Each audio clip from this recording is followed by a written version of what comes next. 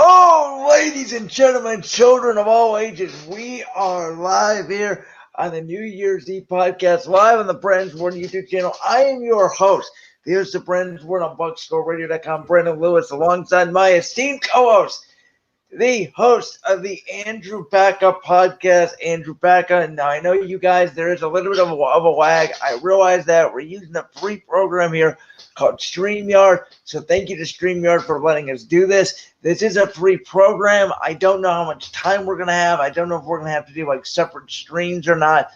We'll figure that out as we get into this. But Mr. Baca, welcome. We've been doing this now on various YouTube channels for 6 years. So how are you, my friend? I'm doing fine. Just had some fun tonight, partied a little bit. As you know, I won't get more into it, as you clearly do. But yeah, I mean, I'm doing good. Yeah, and I mean, absolutely. As I said, we've been doing this now on various YouTube channels for the last 6 years. I had a personal channel in the past that we did this on, but this year it's going on my Brand's Word YouTube channel so that you guys can experience this. Anybody can view this afterwards as well. Once again, we are live on YouTube. We'd like you to comment. We're not going to be taking any guests unless I completely know you. We did that 1 year, and it did not go well. Oh, Jesus Christ. Mr.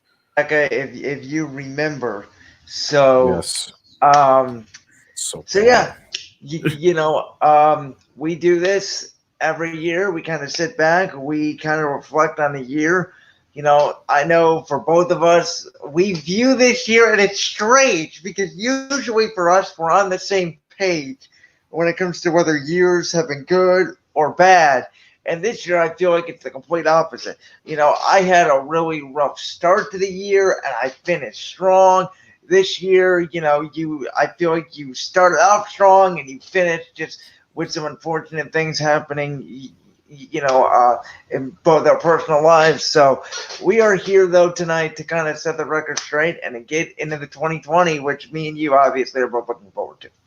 Yeah, I'm also kind of excited. I was telling my mom this earlier. This is really dumb, but I'm really excited that you can finally say the name of the decade without having to put a say something in front of it. Like we can finally say like it's the 20s instead of it's the 2000s or the 2010s. It's kind of cool. Oh, I get what you're saying. Yeah, I understand that. It's very minor, but like I don't like we're not gonna have to like it just kind of sounds dumb. Like, oh yeah, back in the 2010s, like it's like when your uncle's telling like a story. It's just like man, back in the 70s, it was like, and you just know it's gonna be like hilarious.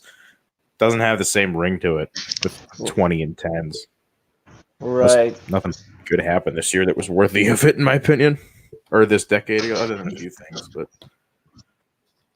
I know it's really weird that you notice like how much you like the shit from like 2011 seems so long ago. Like I listen to Opie and Anthony clips a lot, and some of their stuff sometimes from like 2011. The shit that they're talking about, you go like, oh yeah, I remember that, but then you're like, I thought it happened in like 2008. Like I can see where people get like, like, oh yeah, did that happen in the 80s? And you're like, what? No, that happened in the 90s, Right. Yeah, as you've known throughout this week on my Instagram, I've been doing kind of little personal messages, and I've kind of, wrote about each year in this decade because there were so many things that I forgot about happened.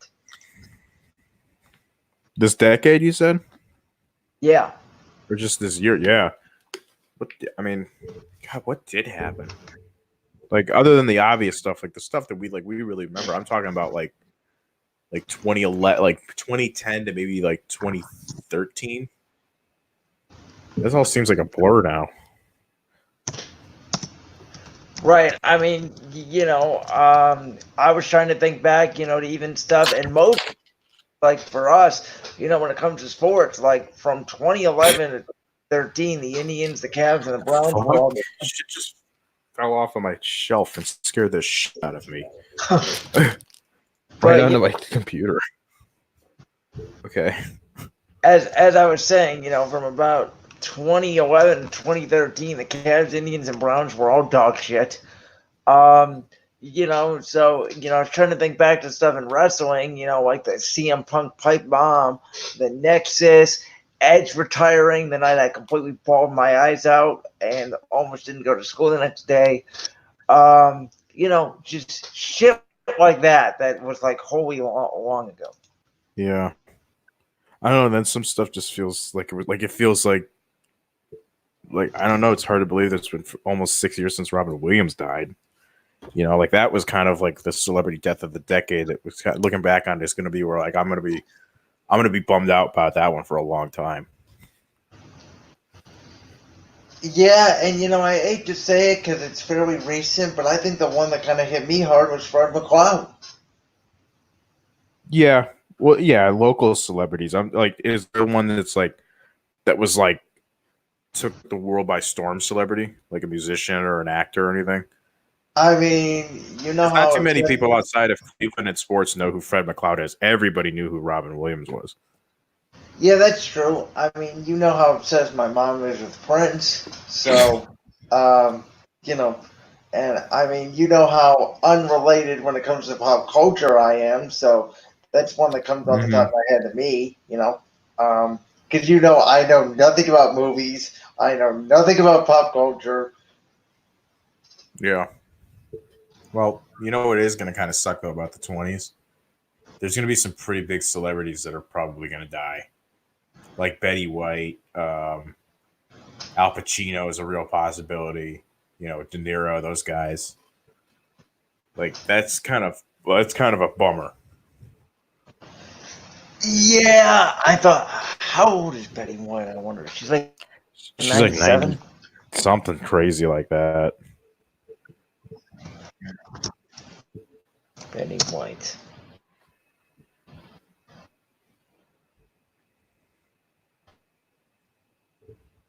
Let's way of using my phone was going the coding. Oh, let's see here in a second. Let's see. She was born in 1922, so she is 97. 90, I was right. She's going Jesus to be Christ. 98 on January. Going to be 98 on January 17th. Jesus. God, can you imagine getting that old? Like, oh my God.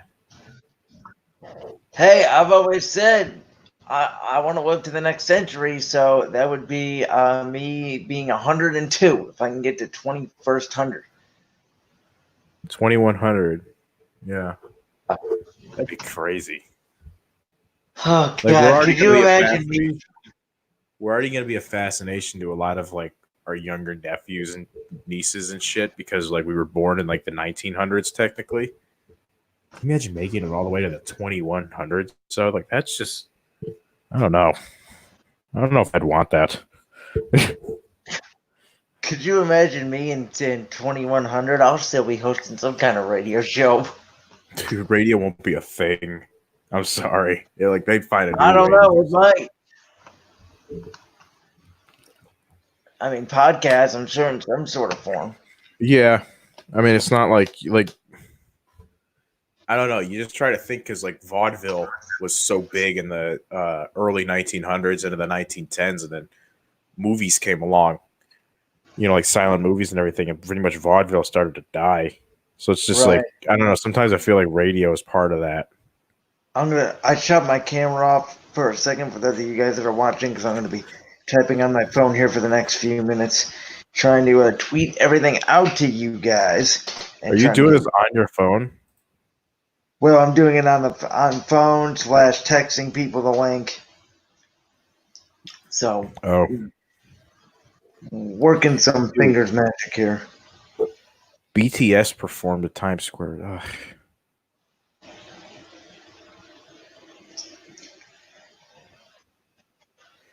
Oh boy, Des Bryant tweeted about the Browns.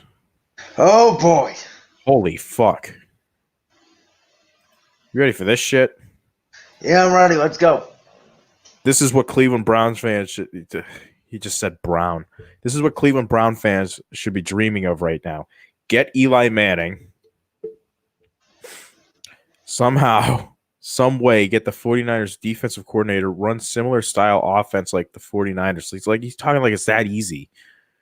Cleveland have crazy talent everywhere, offense and defense. Maximize it while you can. I'm taking all bets. What a fucking idiot. Yeah, Oh I my would say God. so.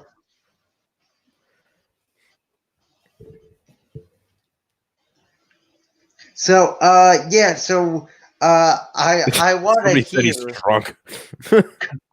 So, Mr. Baca, before we came on the air tonight, you teased to me that you were going to hold in all your anger. Oh, yeah. Uh, are we ready for this? Not yet. Let it build up a little bit. I got to try to, Okay. because I vented a little bit when we were playing GTA. Yeah, for those of you that are just joining us, this man, Mr. Andrew Baca, the host of the Andrew Baca podcast, They're soon to be he, rebooted eventually in January, probably. he is I don't know, do you want to call yourself a diehard Brown fan? Yeah, I'm a Browns fan. Yeah, So he is a Cleveland Browns fan. Of I course, guess we all. I guess because it is the team that I follow the closest. So, of Just course, because I as we love all know, football. right? You know.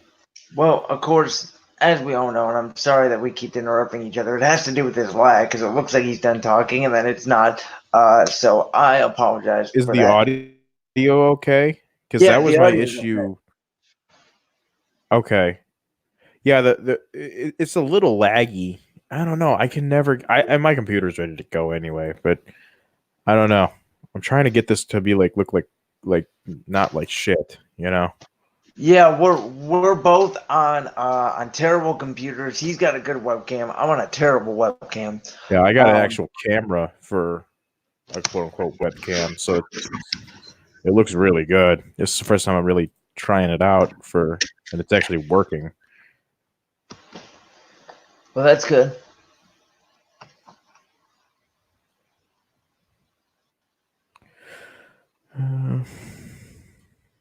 All right, let me see. All right, so we are back here on the camera crew. Yeah.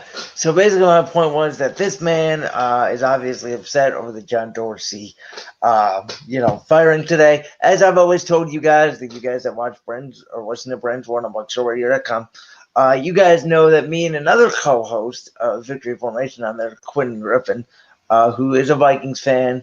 Q, good luck in your matchup this weekend against the Saints. As we know, we like You to guys call. shout each other out a lot. Yeah, we do. Because we have a friendly rivalry. Let me put it that way. So, Okay. where was I going? The fact is that me and Q like to call each other Browns observers.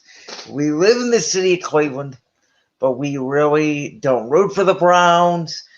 A, because they're not our favorite team. And B, because when you look at our teams and then you look at the Browns look like a clown show, ladies and gentlemen. And by God, in the good old JR voice, you guys should pray to God that I was not on the air yesterday because I would have pounded my desk like I do week after week after week after week. And I kept saying back in January, I said, Freddie Kitchens was not made for this job. And everybody laughed at me. And they said, oh, Brandon, we like Freddie. Freddie's one of us. He was a good offensive coordinator last year. And I said, hold on, wait a second, ladies and gentlemen. I said, Freddie Kitchens is play calling cost the Browns the 3 games they lost last year when Greg Williams took this damn team and went 5-3. And by the way, should have beaten Baltimore in that Week 17 game and put Pittsburgh in the postseason if it wasn't for an interception thrown by the one and only cocky Baker Mayfield. And that is why it's so surprising because the way the Browns season ended last year, they didn't make the playoffs, but there was a lot of optimism. We all thought Baker Mayfield was going to be, a little bit more laid back or more coachable, and then all this charade stuff happened. And Baker Mayfield's doing too many progressive commercials and he's throwing way too many interceptions. I can't even tell you half the time. I know some of those interceptions were deflections and all that, but also Baker Mayfield really struggled with turning the ball over. He also struggled with pocket presence, and when he had a clean pocket, he was 50th in the NFL in completion percentage with a clean pocket. I don't put that much into completion percentage, but 50th is really, really, really, really, really, really bad, especially in today's NFL, Okay, where Porky.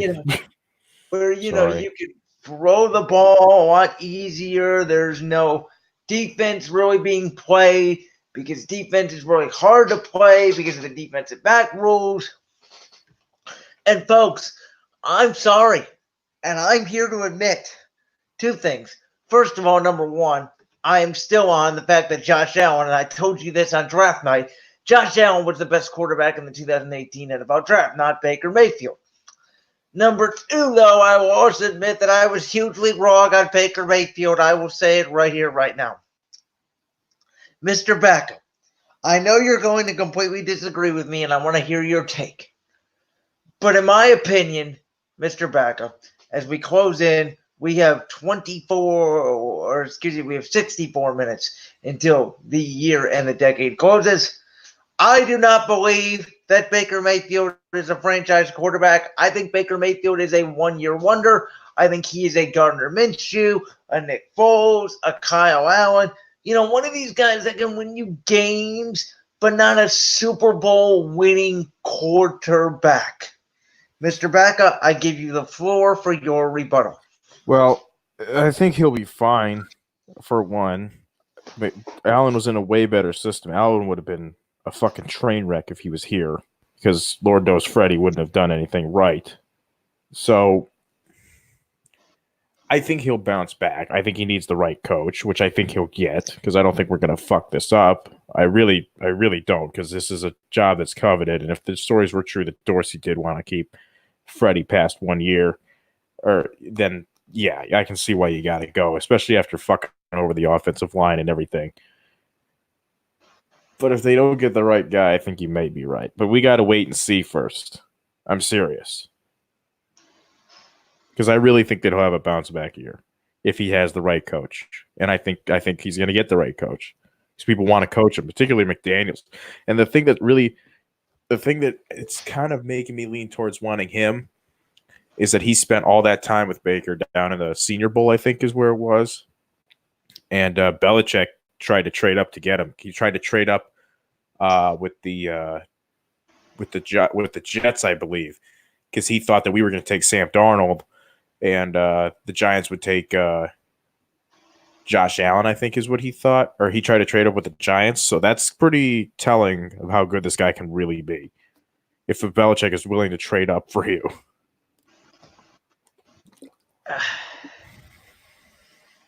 I know, but here's my issue. The fact is, Baker Mayfield not only had a sophomore slump this year, Baker Mayfield had a sophomore slump times 5. I mean, he didn't even look comfortable. He played one good game this year, and it was against Baltimore. And this is why the NFL doesn't make any sense. And I know why. And I know why he had a horrible year in that capacity. Let me read you. This is a tweet. This is a thing from The Athletic. This is from a Twitter account of a Browns podcaster that I follow who's really good. Let me try to find it. It was about Todd Monken. Where is it? I didn't send it to you. I know that. Oh, here, let me get it. All right, I got it. I think I saved the picture. Yeah. Okay. Says, speaking of disgruntled offensive coordinator, Todd Monken's one season with the Browns was a disaster. Monken had the offensive coordinator title, but Kitchens called the plays, and it was clear that Kitchens and Monken were never on the same page.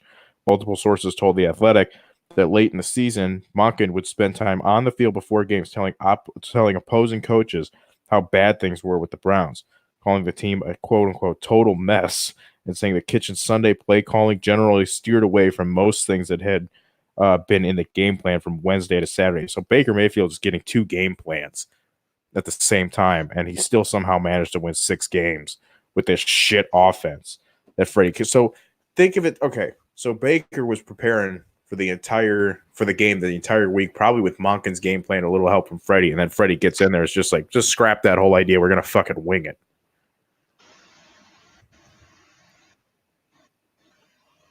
That's bad. For some reason, it doesn't add up.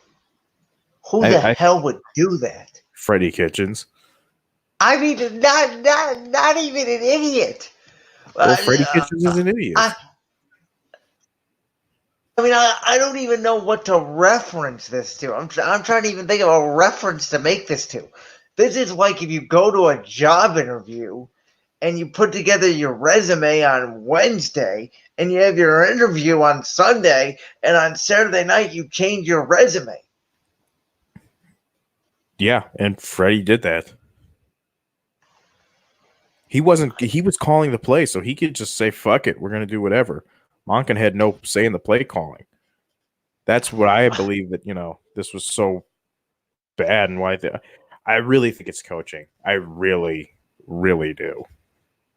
You see, I believe that coaches do make players. And I do believe that some of Baker's regression is on coaching. I do. I think some of it is. But I also think that you're forgetting too that he told Baker to take 3 months off or something like that. I am not putting that into stock because Baker should have known better. Baker could have privately worked out on his own. He didn't. That might have been what he did. So I'm not putting stock into that. This whole thing started with Baker in April and May, and really this whole thing started before OTAs during the voluntary workouts when Odell Beckham Jr. did not show up. And listen to me on this. Everybody let it go. Everybody said, "Oh, Odell doesn't need to be there," and I said BS on that. I called it complete baloney because I told you back in May. This is when you get your reps on. I get it if you're a 10-year veteran in the same system, but it was a new coach and a new quarterback and a new environment. And Odell should have been there. And in my opinion, from that day forward, the chemistry got wrecked because nobody got on the same page because I felt like Odell Beckham didn't even get any preseason work with Baker Mayfield. It's the first time Baker Mayfield threw to Odell Beckham Jr. was in week 1 against the Tennessee Titans. And what happened during week 1 against the now playoff Tennessee Titans? They got their butts whooped by Marcus Mariota, a guy who cannot throw the ball down the field 15 yards. So I believe this whole thing was trouble from the start. Yeah, I went into it trying. I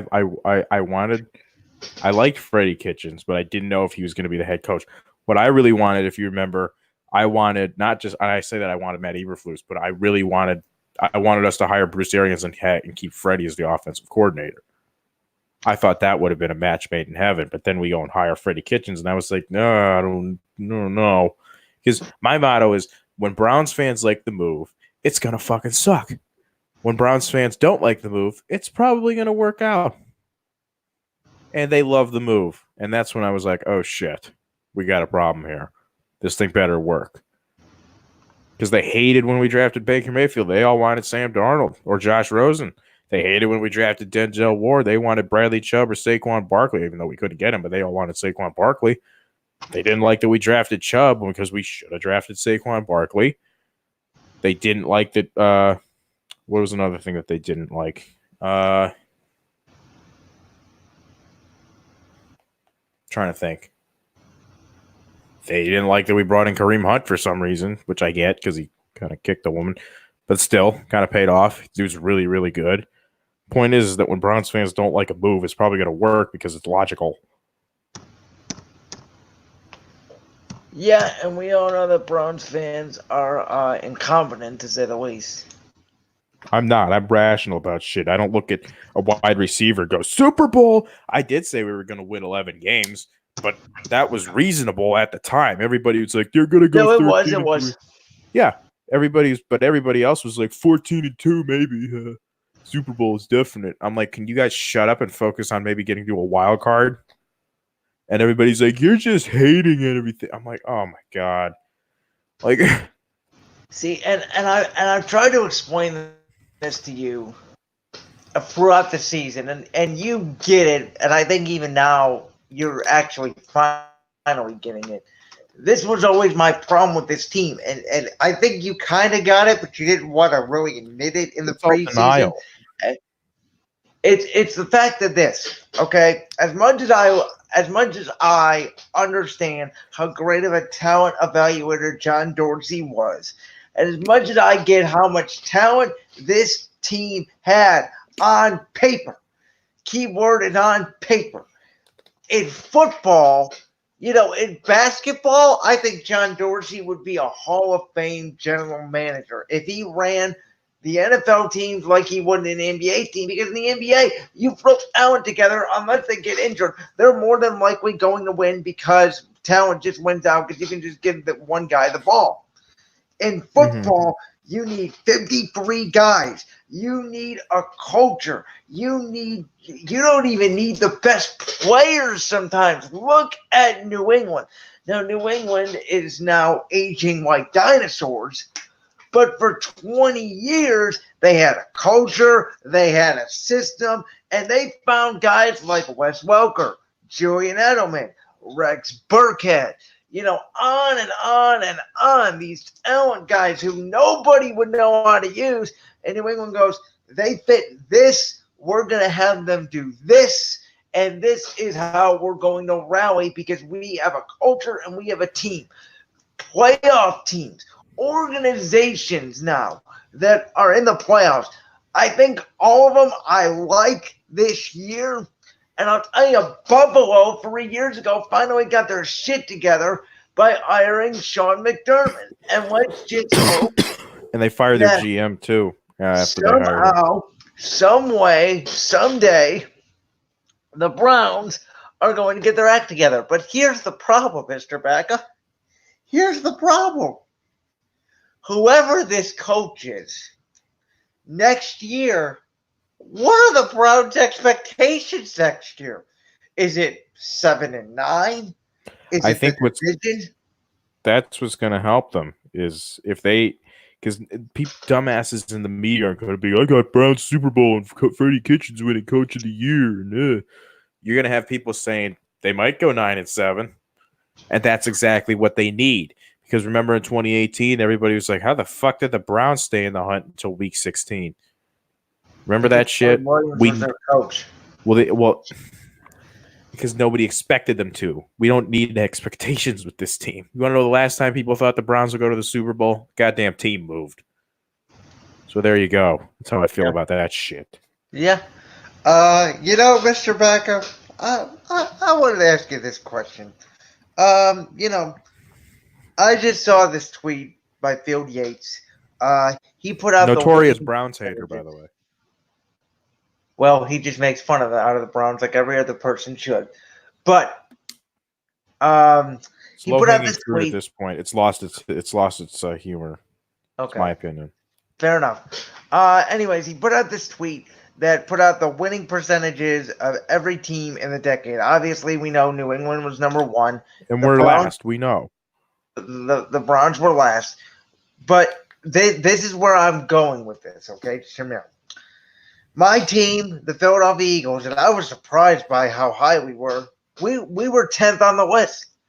I thought, with the 3 years under Chip Kelly, the last couple of years with Andy Reid, I thought we maybe would be in the middle of the pack, but we were top 10. And, really, if I think about it, we made the playoffs in 2010, 2013, 2017, 2018, 2019. So I made the playoffs 5 out of the 10 years in this decade. I was truly lucky at this point in time to be a fan of the Philadelphia Eagles.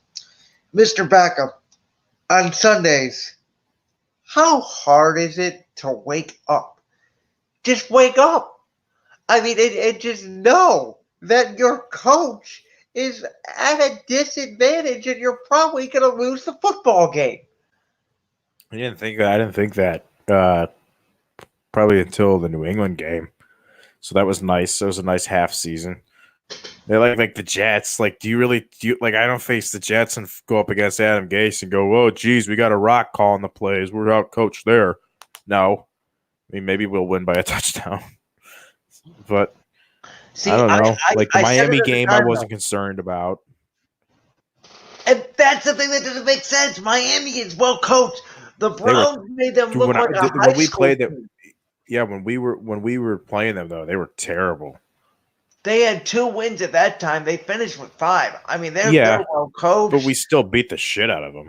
It was what, like 41-14 or something. And how the hell did they beat the shit out of Baltimore? I don't know. That's the thing that baffles me is that I think Freddie was the first.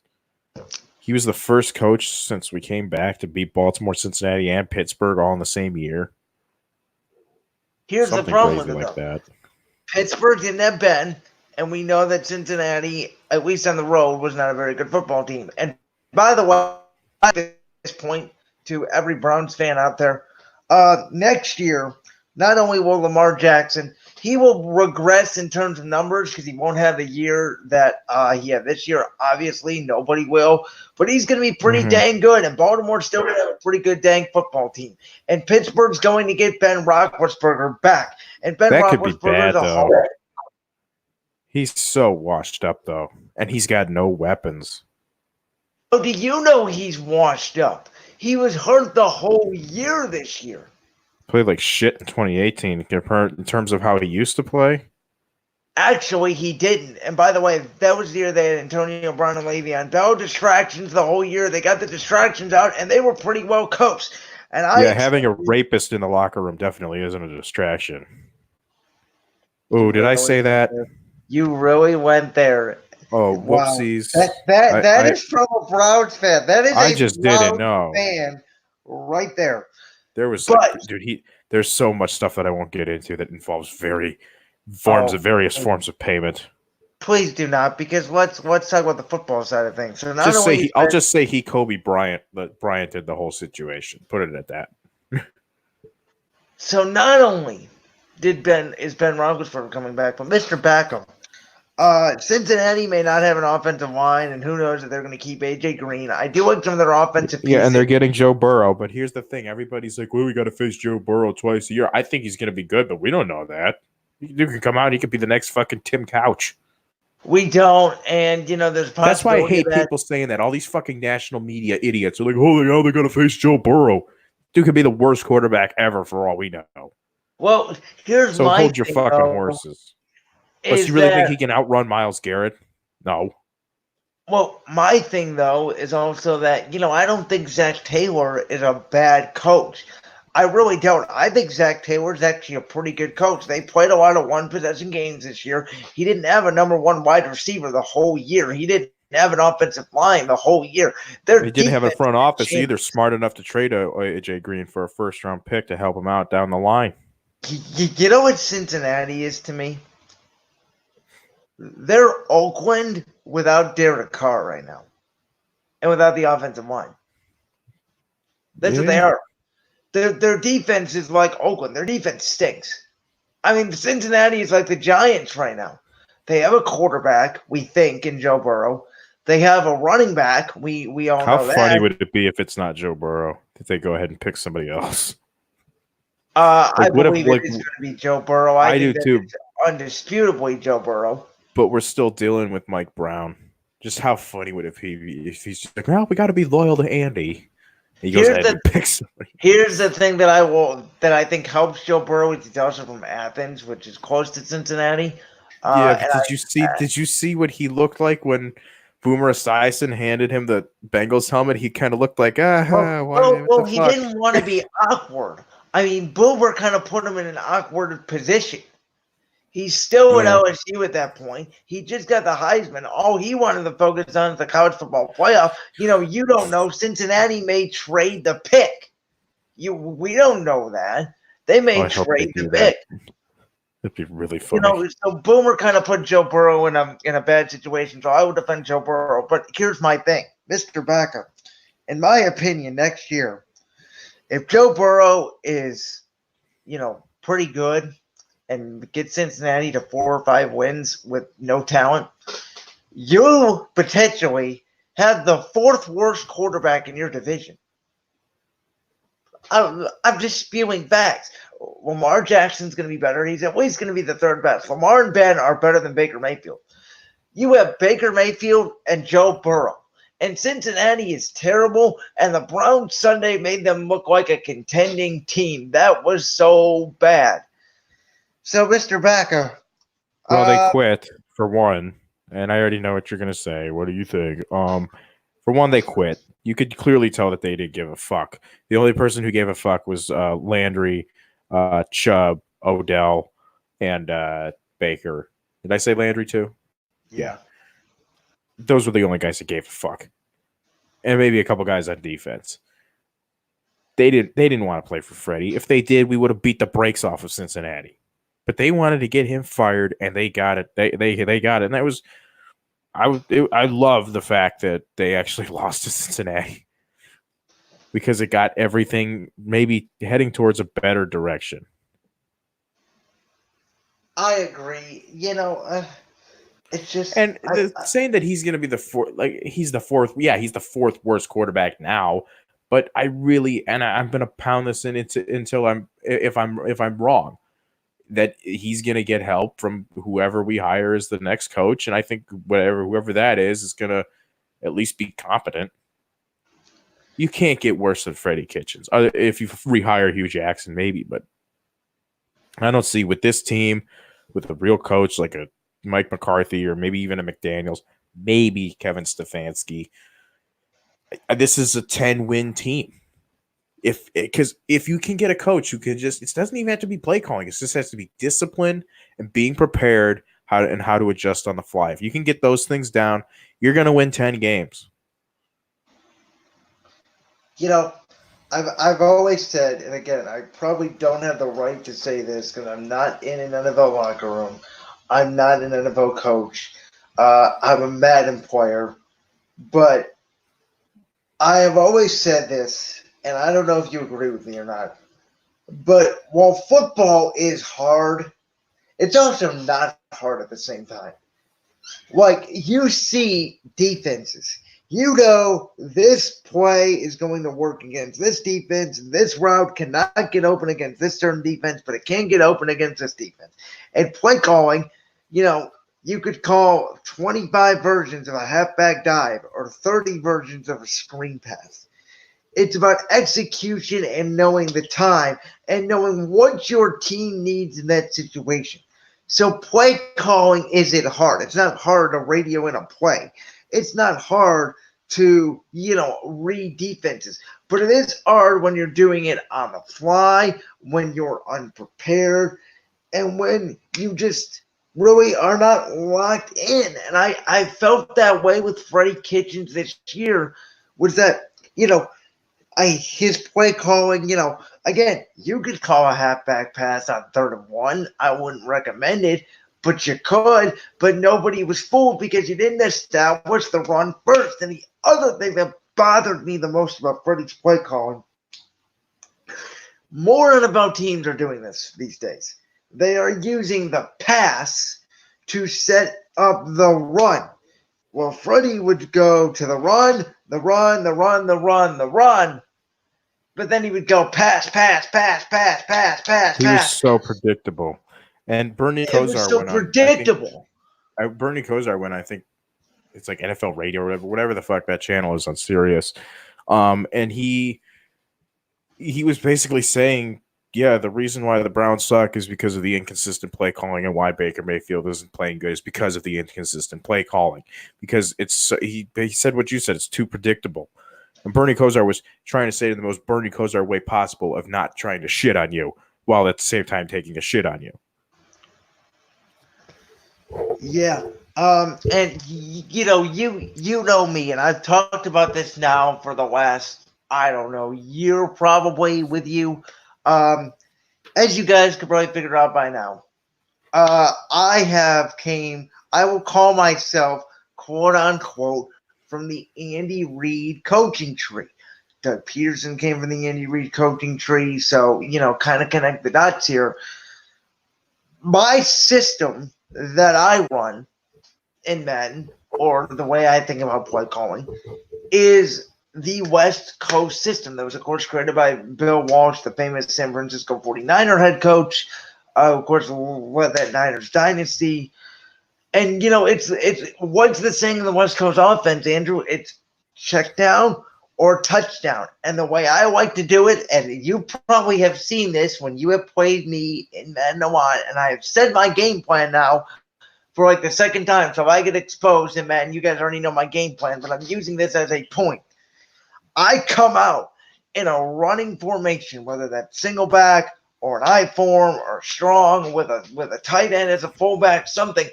But I throw the ball. It's a quick pass. It's a pass out of the running back. It's a drag route. It's a slant route.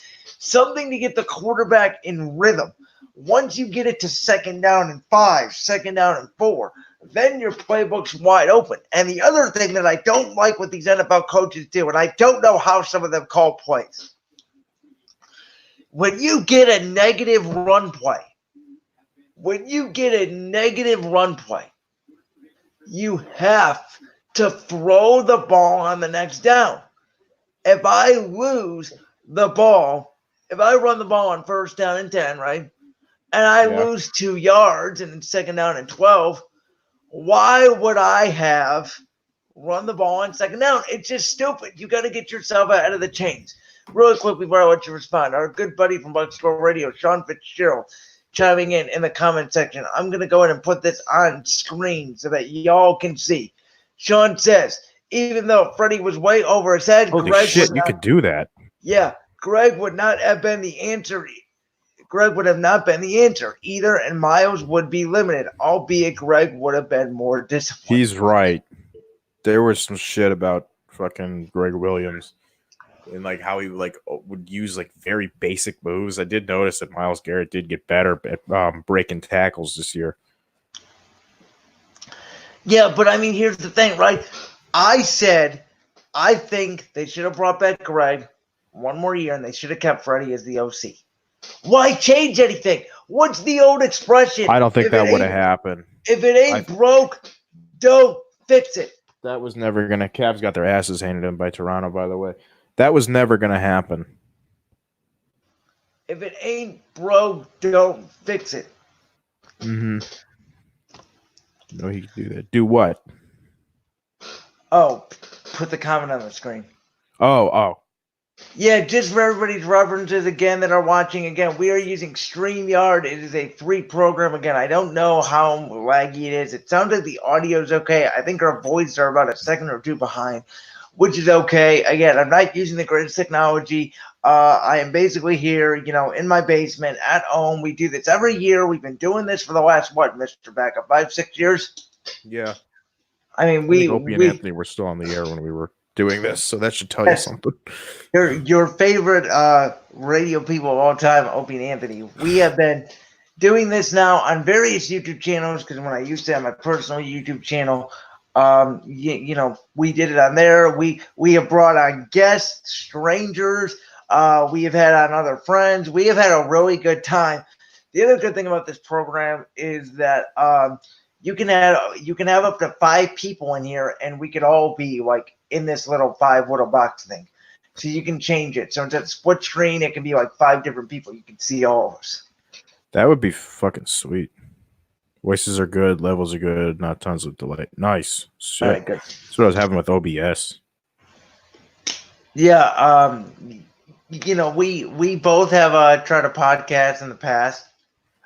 You are, I think, planning, as you stated at the top of this broadcast, to kind of reinvent the Andrew Baca podcast at the start of 2020. And like I told you, man, I can't wait because it's been far too long. Yeah, sometime in January is when I'll do it. I got to get a computer, and I'm gonna start really doing drawing up a logo. I bet this past 2 weeks I've been busy with everything, and I won't really want to get into it. But I haven't really had time to do that. But I'm starting to make a mock-up and everything. So yeah, trying to put some effort into it. I want to start filming more shit too. So I got all right, camera stuff. Well, with that being said, we're at 45 minutes about in the stream, and we really haven't talked about what we normally talk about on here. And that is, I mean, we reviewed the decade a little bit, but let's review, as we usually do, the decade and really the year 2019. Because as I said at the top of this show, I felt like both of our years went in different directions at the same time. Mine started off terribly, ended great. Yours started off great, ended pretty terribly. Mine started off kind of shit too. I'll admit that. Oh, okay. I thought it started off better. My apologies. This year kind of really did suck a lot. Yeah, a lot of people have said that, and I'm like, man, I kind of like this year. You know, looking back at it, I think it was a big year for me personally. I think it was a big year for Brandon's world. You know, I think I really just kind of started letting go. I really didn't care what other people's opinions were. You know, I kind of started having fun on Twitter, which is your favorite social media platform, I think, of all time. You know, yeah, it's got to be all time at this point. I admittedly don't use Twitter as much as you. As a matter of fact, if you guys have looked at my World B World account, I have not tweeted on that since we left this semester. There's a certain reason for that. I have a superstition. There's a reason why I haven't tweeted on that account. But, you know, again, just kind of having fun, kind of blocking out the noise, not really caring what other people think. You know, I've always said, and you know this because you hear it from me every day, who are the two people I love the most in the sports world, Andrew? Cowherd and Skip Bayless. Mm-hmm. And I am probably a mixture of both. I can scream at the top of my lungs like Skip Bayless, or I can talk like grown-ups like Cowherd at any given second. I can also do a pretty good Jim Rome impression. That's not the here nor there. Ugh, I know. Yeah. Who are my? Oh, here. Let's see if you do this. We're just playing. We're just bouncing shit off, riffing. Who are my? So those are your main influences. Who are my main influences? Obviously, you know one, but I don't know if you'll know the other. Let's see. Sean says, "Nah, I didn't like 2019. In terms of facts, wouldn't ask John some of the details other than having to rehab my knee back to good health." All right. Well, thank you for the input, Sean. I appreciate that. Go ahead, Andrew. Sorry to interrupt. I asked you who are my main influences with that compared to with that shit. Who? Definitely Joe Rogan. Uh-huh.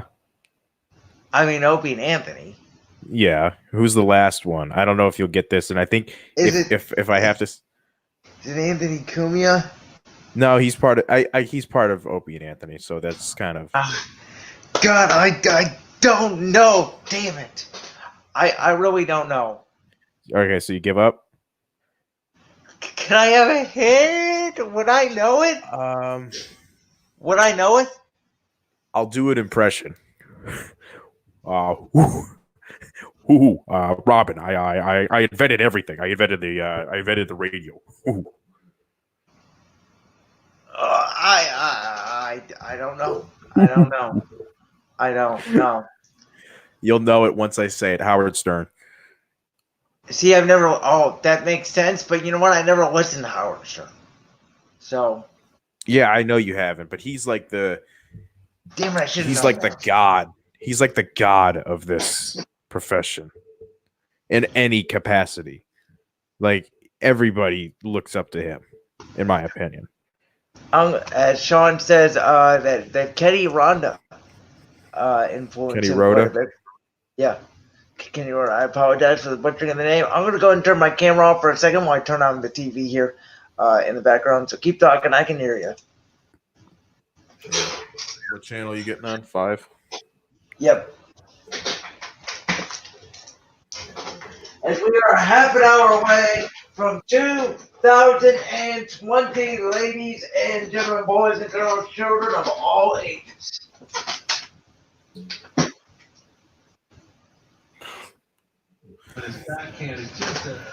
Hey, they got an Idiots replay on Sports Time Ohio. Really? Yeah, it's the game where we kicked the hell out of the Orioles. Yeah, which one? It doesn't say. It just says replay right now. Let me see. God, look at all the idiots at Times Square. Why would you go there? Like, I mean, I guess it's kind of cool to see the ball drop, but like. It's from May 19th of this year. Oh. So that was a quick warm up. See, Dick Clark's watching New Year's Eve. It's so weird that they call it that. He's been dead for like 7 years.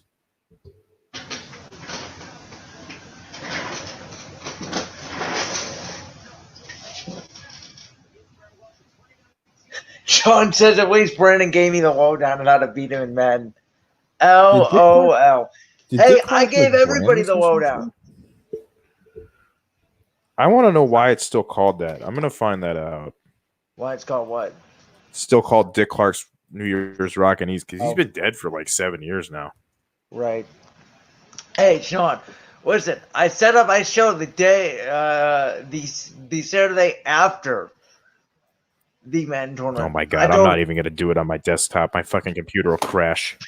Yeah, probably. This program does lag a lot. It's not the program. But, it's my computer. My computer's ready to. It's like on its last leg. Man. But yeah, I did give everybody the lowdown. So go back and as Hugh Jackson would say, gotta watch that tape. I gotta watch the tape. Oh, I think it is. I think I am right. It's because it's part of Dick Clark Productions. That's why they're still calling it that. So we are 28 minutes away. I apologize.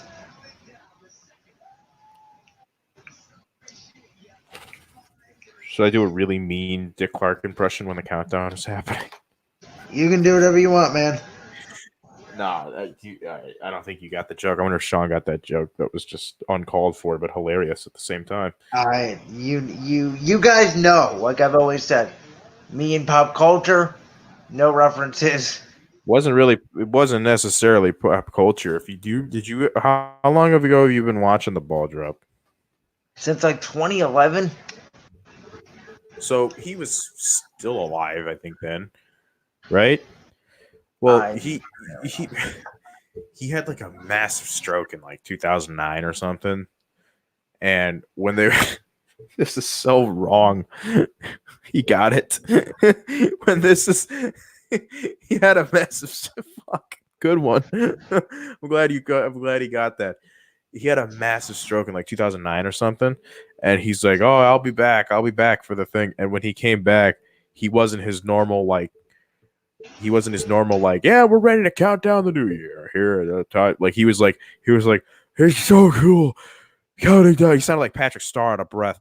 Counting down the new year with you. And then like he would always like he'd be like 10, 9, 8, 7, 6, 5, 4, 3, 2, 1. Like he sounded like that. I'm going to hell, aren't I? No, it's okay. Hey, it was accurate, semi. So, boys. So mean. My God. That's really what he sounded like. I'm not, let's try to steer this back on track here. I want some predictions for you, whether it's sports, whether it's life, whatever. I want a prediction from you for this year, 2020. I want a decade prediction. That's some time to think about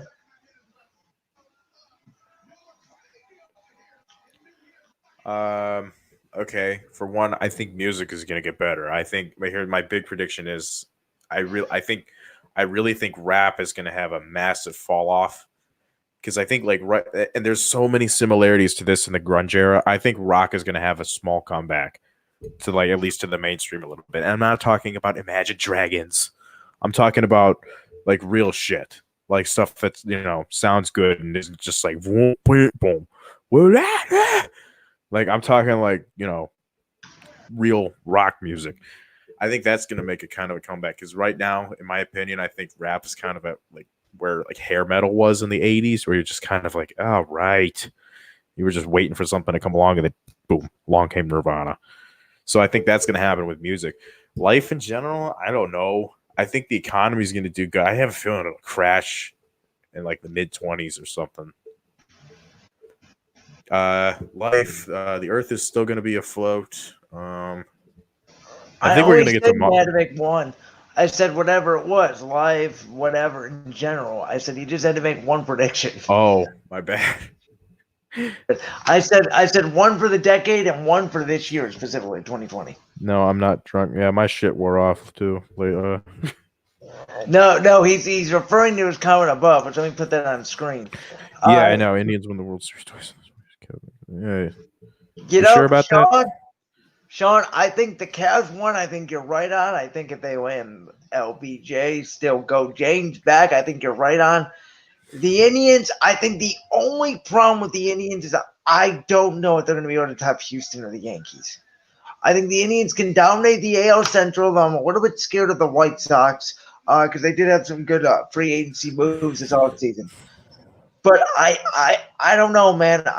Unless the Yankees die off, I think the Indians can make one. I don't know about two.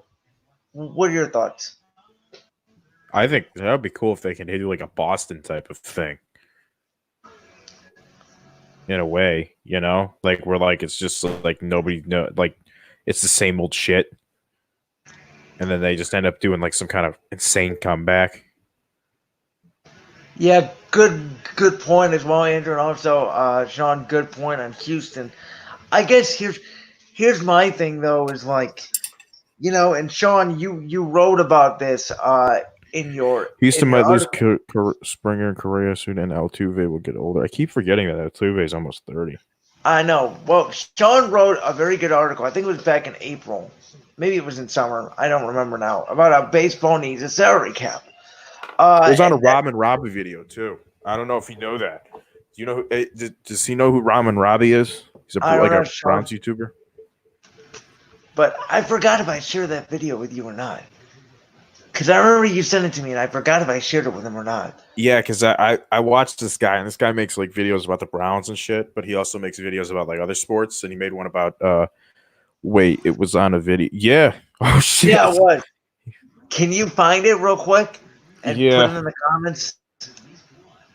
I can't find. I'll DM it. I follow him on Twitter. I'll DM it to him on Twitter. I'm serious. If I fucking do anything other than stream Sean, this, my computer's gonna crash. That was my apologies. He sent it to me, and I meant to send it to you, and I think I fell asleep, and I never sent it to you. That's my bad. The guy didn't read it, but it was on there. But it was just a screenshot.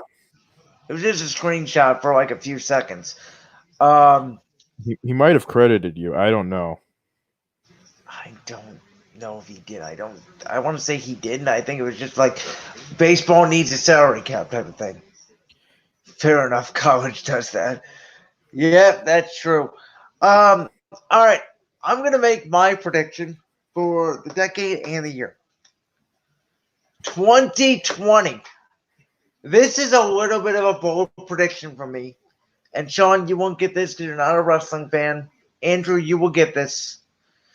I believe that because of AEW, all wrestling ratings across the board, whether that's WWE, AEW, Raw, SmackDown, I think that they are going to go up, and I think it's going to be a great year for not only WWE, but AEW. That is my 2020 prediction. In terms of the decade prediction, I'm going to get a little bit lazy, and I'm just going to go with a little bit of a personal one because it's hard making these predictions. Boo. I am going to say that I'm trying to find it. I will at least date somebody. That's my prediction. What do you mean, duh? We don't know that for sure. Well, I mean, you can't stumble into it. I mean, you're not gonna not stumble into it. I mean, you got fucking 10 years ahead. You never know. You never know.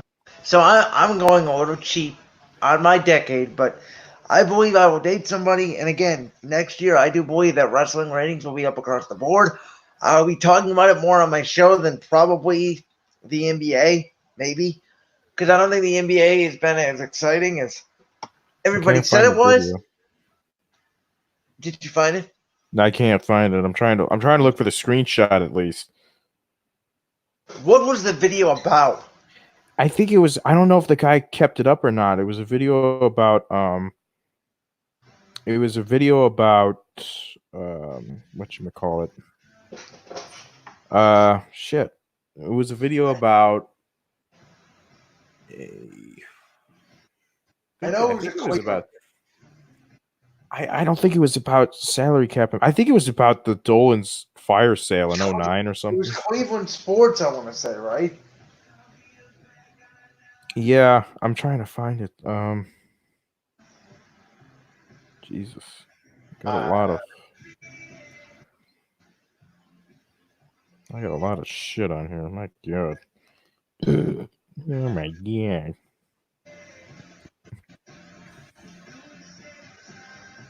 Who the fuck's performing now? Oh, Post Malone. I don't mind him.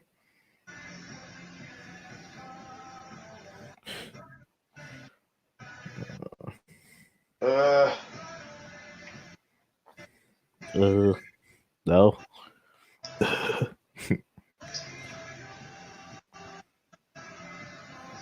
do you remember? Oh, was it this video, the best year ever, 2007? Might have been. I think this is it, Sean. I think I found it. Let me see. Disco Lindor, but I know when he's you know he's gonna leave. It's just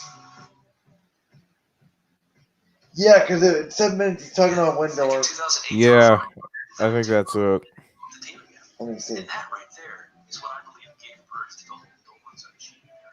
Because Yep, this is it.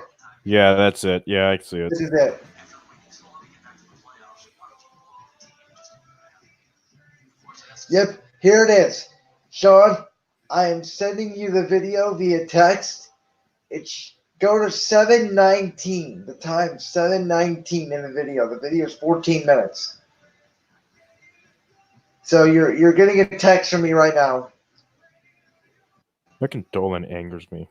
His face. I found it. Again, time 7:19. All right, we are officially an hour and 2 minutes into this. We are 18 minutes to the new decade. Thank God. So, boys, rate this decade on a scale from 1 to 10. I'm sorry, I just saw a really funny video. Do you know what the do you know what the Pornhub theme song is? No, why would I? I don't know. Well, it's surfaced on Twitter and everything like that. It's like on it's like a little drum beat. This guy played it in front of a Christian school, like assembly. Oh my goodness. Oh my God. All right. People cheered and everything. That's what makes it funny. Hey, Andrew, All right. focus with me for a second. All right. John says on a 1 to 10 scale for the decade, he gives it a 10. What do you rank this decade? Probably 7. Okay. You know why? Because Chris Cornell and Scott Weiland died. That bummed me out.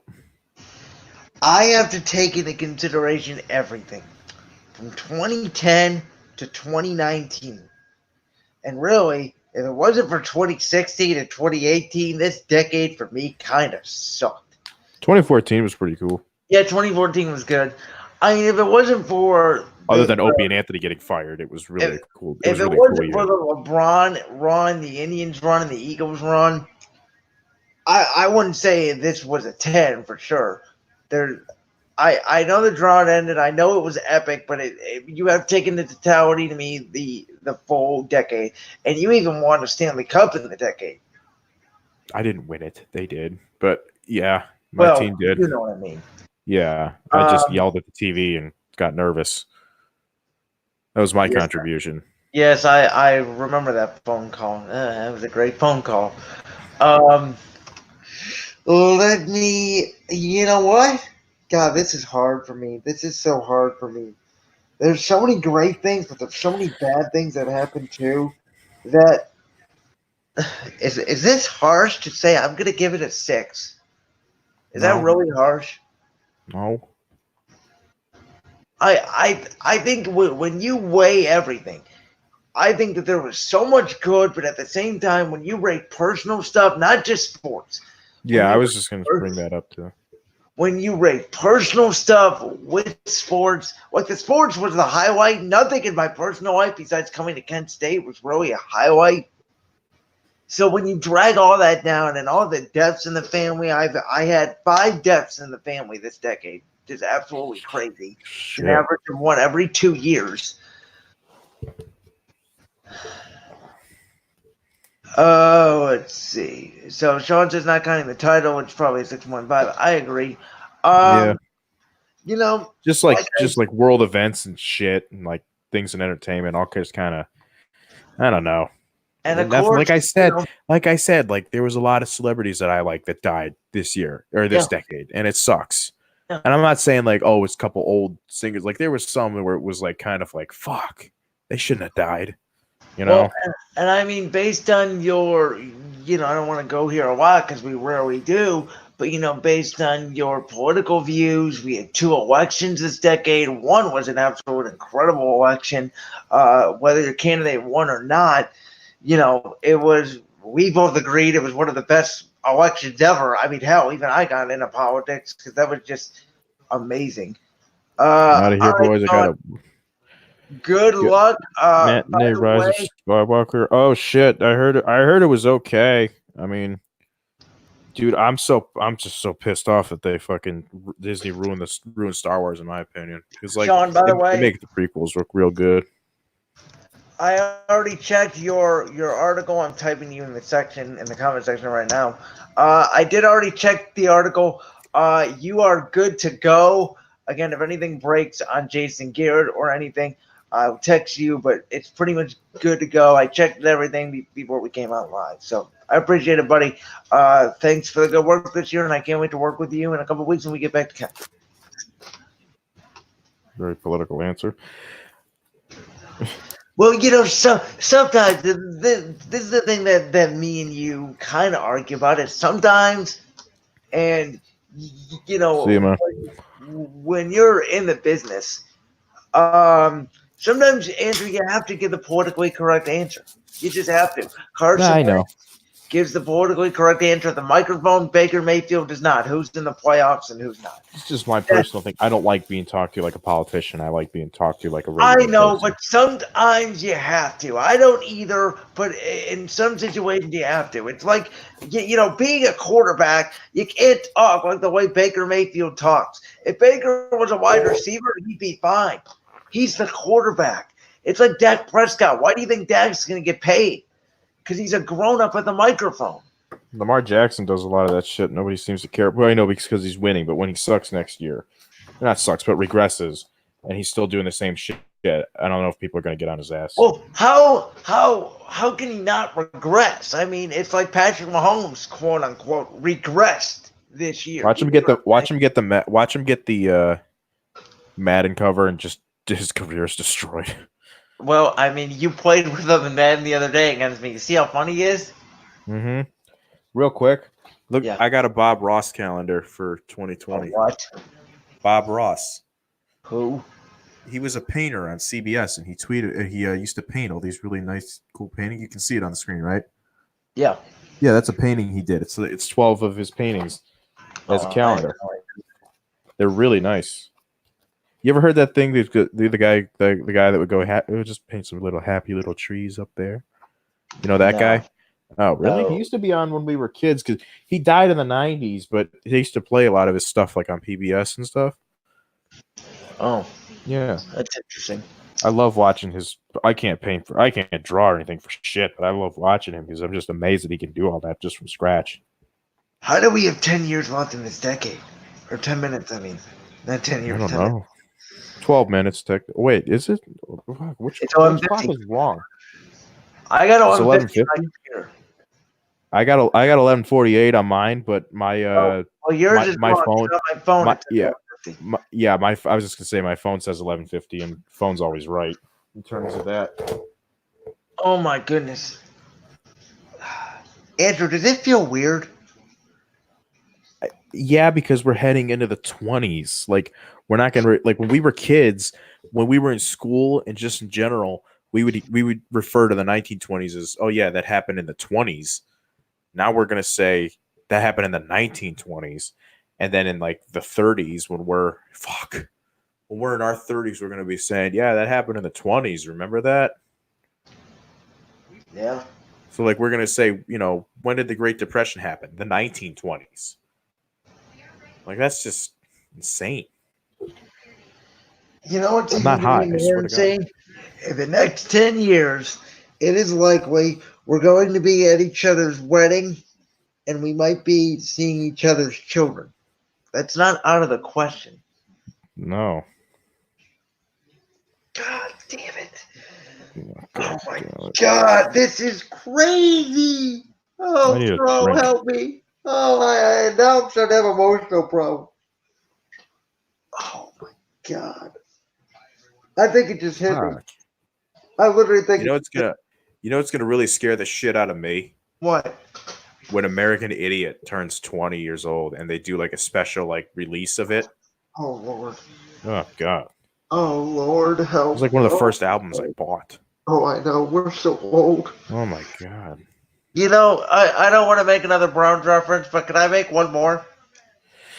Yeah, sure. I calculated it last night. In my years since I Did you started do it watching in your football, calculator or something? let's call the Browns Romeo Crennel, the 10-6 season since then. In our lifetime, Andrew, we have experienced 8 coaches. This will be coach number 8. Wow. Think about that. The Steelers have had 1. The Eagles have had 2. 3 if you count the Andy Reid era with Chip Eagles have had Kelly 2. and Or Doug no, Peterson. Steelers had 2. The Cowher was still coaching when we were watching. Yeah, but it was like his last season, so does that really So what? count? That counts. Yeah, it does. Okay. New England's had 1. Baltimore's had 2. Cincinnati has 2. Albeit it was Martin Lewis, but they had 2. That was a case where they should have fired their coach every year. God, They're the prime example of why we shouldn't have kept Freddie Kitchens, because they used to keep Marvin Lewis out of just for consistency alone, and they wasted a pretty good team those last couple of years. Andrew, do you have any New Year's resolutions for the year and the decade? Yeah, work my ass off so that I can end up being in this field and be my own boss, so I can do my own shit and do my own contests and all that stuff. Which I have one in mind that I really want to hopefully get done somehow. Maybe I can. The only thing that I would need is like a sponsor or something to help it. So that's your I don't goal. even want to talk about that shit though. But like, yeah, my goal for 2020 is to basically try to steer this ship the right way again. What about the decade? The decade, career wise. Could be anything. Okay, I'll just do easy career wise. Hopefully, I get a job. I want to try to get a job in radio, or build up, do enough things online to where I can rent out a space and have my own little studio. And we will play that math game that we've been talking about for 10 years. Oh, I know the content. Let me explain it real quick. I don't know if anybody's even watching or anything, but I just want to explain it if there are people. I want to do a contest for when the next consoles come out. We have to answer. I'm terrible at math, and I know a couple other people who are. We're gonna have to answer. They're easy to you math questions, and for how many we get wrong, we have to turn up a shocker that shocks us, and whoever gets the most problems right at the end wins either a PS5 or an Xbox, whatever they're calling it. So we're going to be doing that probably in 2021, and I can't wait. I can already picture like you or like somebody just going like just got to divide 64 by 8 or whatever, and it's just being like, oh shit, let me do it in my head, and just somebody yelling, come on, this is for a PlayStation.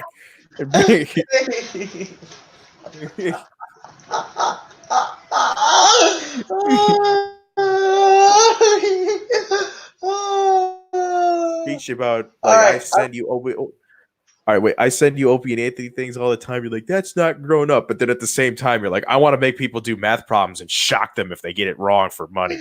Like I'm like, that is actually kind of funny. I know. It's the Off irony. camera. So mine for 2020. Again, I'm a lot more general, I should say, than you. My goal for 2020 is to carry the momentum I had from the end of this year and shock the world in 2020. Or as my guy Adam Cole from NXT would say, shock the system. That is my goal for 2020. Carry this momentum and have a great spring 2020 and a wonderful fall 2020 semester on BlackSquirrelRadio.com, hosting Brandon's World. For the decade, my goal for the decade, have a radio show on the air and be a radio personality full time. What else can I say? Yeah, I mean that's kind of both of our goals is do something in that medium. Right. We are 4 minutes away from the new decade. We are now 3 minutes away from the new decade. I'm starting to lose my mind.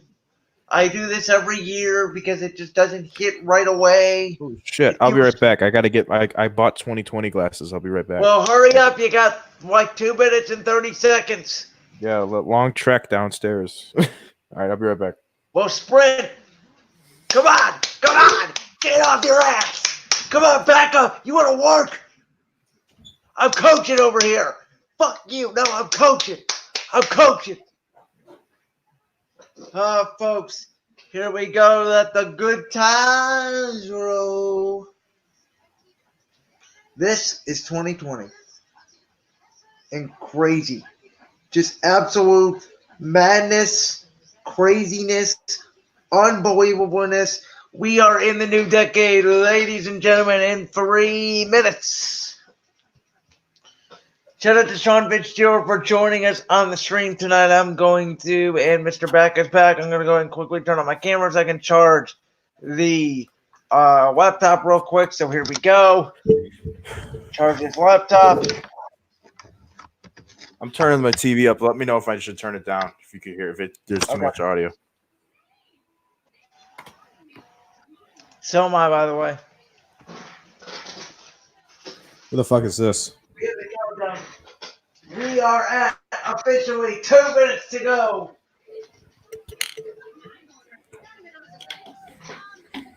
We are 2 minutes away from the new decade, ladies and gentlemen. We are here starting the new decade together. I love the glasses. Those are sweet. I can't see shit with them. Wait, let me As try to do. ACDC would say, are you ready? Are you ready? Okay, they look bad, but at least I can see. My clock's a little bit ahead.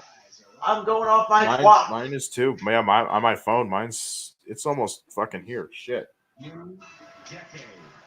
I'm going off my TV. ABC's always behind. I'm going off the ABC clock on my TV. Yeah, fuck it. I will too. I don't want it to be spoiled. We are 60 seconds away.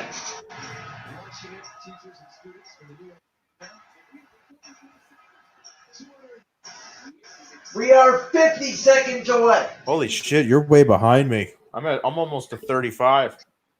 Oh my god. Yeah, I'm 10 seconds behind you. Oh Jesus! I'll just I'm go at off 40 of you. seconds. I'm at 40. Fuck you, Ryan. I'm at 30. Here we go. Get ready. We got the new decade coming at 23 seconds. Suck my dick, 2010s.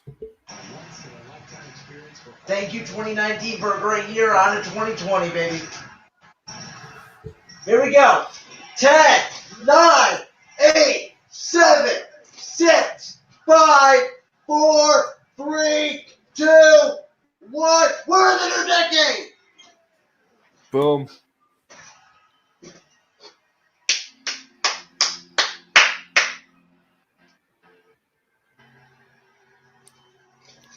Now it's time to send all the texts. I love the sound effect. If I could get a real machine, it would have been there 10 seconds quicker. Now it's time to send the text to everybody. Except for you, because I'm on here with you. Don't talk during Sinatra. I don't know when they're doing that. Ladies and gentlemen. Wow. You know what? I already got good vibes. That 1/1/2020 on the computer screen.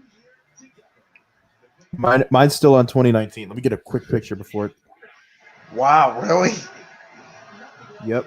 All right, and I got it. Show that to my kids. So, with this StreamYard, I didn't really expect much out of it, but it's not looking too bad. Nah, it's. I think I could do a podcast out of this. Yep. Oh, fucking 2020 On my computer. Sending all the DMs and shit. Breaking news: fireworks pop is start of 2020. I'm feeling bullish. bullish on this. I'm really kind of excited. I think it's gonna be. I think we I both think it's feel gonna be an insane. 2020 is going to be Oh, a good every year. fucking year. Every fucking year I do this to my buddy, and one of my buddies lives in North Dakota, and every year I send him this. I'm like, hey, Happy New Year. And he's just like, it's not New Year's here yet because they're an hour behind. Well, it's technically New Year's everywhere, isn't it, or no? Well, it is on the East Coast of the United States.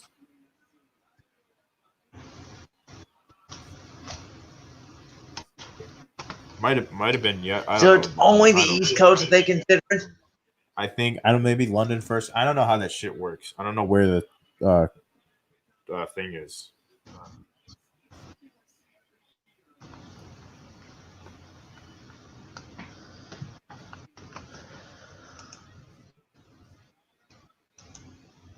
Little Town Blues. By the way, Shh. did I tell you? Oh, sorry. I'm gonna make a brand new. Come on, Brandon. Of it. I don't know it. I turned my TV off. And yeah, if I can make it there, I'm gonna make it anywhere. It's up to you, New York, New York. All right, that's enough. Just wait till next year when I'm drunk. By the way, for all you BSR fans out there, the Black Skull Radio application for 2020 is now officially live. Via me. Via you.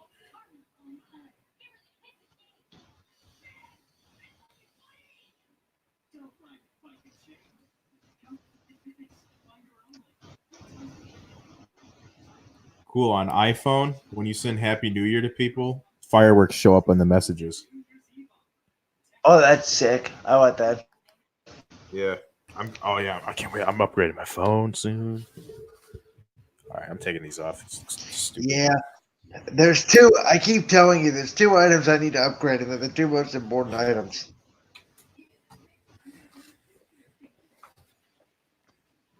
What? Phone and computer?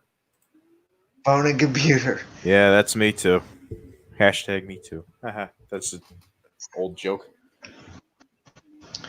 Man, can you believe this decade we're going to have a new president in 2024? Two of them. Either way, No, we're we're going to not. have two. We're wait. only going to have one. 2028, though, I don't know. I don't know. You think? It's too soon to think about that shit. I don't know, man. New York. Man, even on our website on January 1st, 2020, it just looks weird. I know.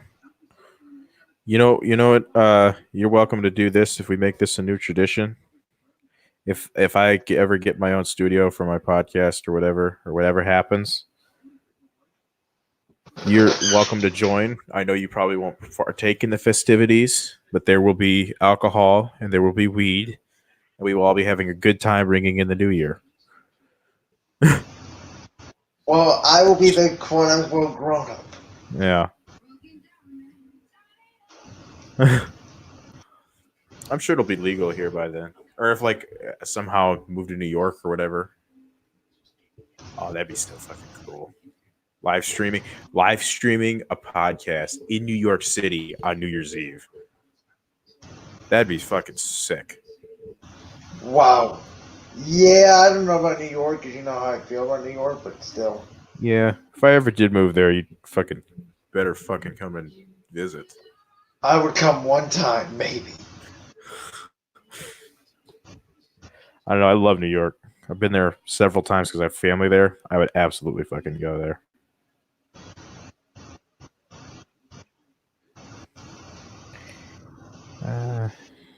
So business. Browns have not lost a game in 2020. Oh, ha ha ha.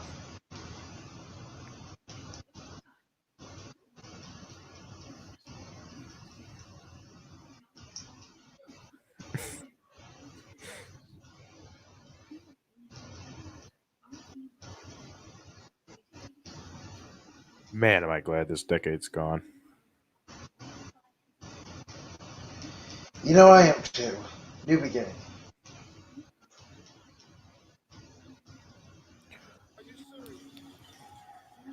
Gronk got drunk and smashed a football on Fox.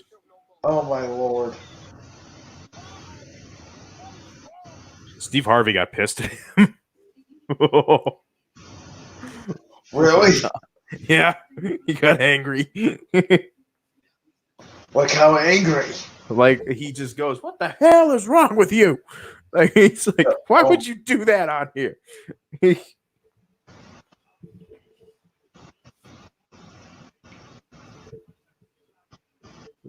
New York City Police Department officer, the New York City sanitation. It's better in the 70s when they didn't clean up the trash. What? This some guy was talking about cleaning up the confetti or some shit. And he's like, "Hi, I'm part of the New York sanitation department," in like that really New York accent. Accents have been like intriguing me, like Midwest accents and shit, because I can hear it in mine, but it's not like really bad. It's not like, can you pass the ranch over, dear? I want some for my beans. Like, I'm not like that. Like, we're kind of like borderline of that shit. Right. Like we say our O's. Like yeah, I'm going to a Browns game. Like you say it like, ah. Ah. Yeah. Well, we had a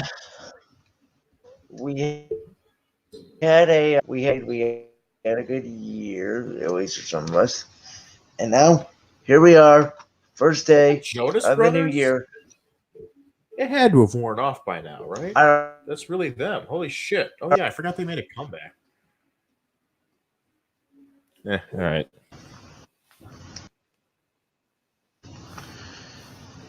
By the way, if you're curious, completely off topic, Andrew, but I was finishing up during this podcast our final standings for our regular season NFL picks. And if we include the fact that I topped you with Clemson over Ohio State, you're only up 4 going into the playoffs. So you got to get at least 7 right in the playoffs, and I got to beat you in 4 of them if we differ on 4 games to tie you. Wow. You have 163 games right, and if we include the game I picked with Clemson, I have 159 right. Did I pick the Bengals? I picked the Bengals. Right? Did you pick the Browns, or did you You pick the did. Bengals? You did pick the Bengals. I picked the Bengals as well. Okay. Here are the games we disagreed on this week. You picked the Bills. I picked the Jets. So I got that right. Jets ended up winning. I picked Chicago. You picked Minnesota. I got that right. You picked Tampa Bay, and I picked Atlanta, which you could have had that game right if Tampa Bay didn't choke. And then Yeah. you picked the Texans, and I picked Tennessee. So every game we disagreed on, I got right, which has been a rare case this year. Yeah, I know. Because you have been dominating the pick standings for, if you're curious, if we go all the way back to week 1. Here are your records with picks this year. You went 11-5, 11-5, 11-5, 8-7. Let's see. 9-6, 9-5. Let's see. 10-4, 12-3. Let's see. 8-6 so far. Not 6-7. That was your first week under 500. That was week 10. Mm-hmm. Week 11, you went 13-1. Week 12, 8-6. Week 13, 8-8. Week 14, 8-8. Week 15, 12-4. And then week 16, 11-5. And week 17, you went 8-8. So not bad. No. Not bad at all. You only had 1 week under 500. And I won both of my fantasy championships. You did win both of them. Congratulations. Yeah. Derrick Henry went off for me. I had a bad year in fantasy. I had a bad year in fantasy football. Every player I drafted, Drew Brees, Leonard Fournette, Tyreek Hill, Jordan Howard, Will Fuller, everybody got hurt.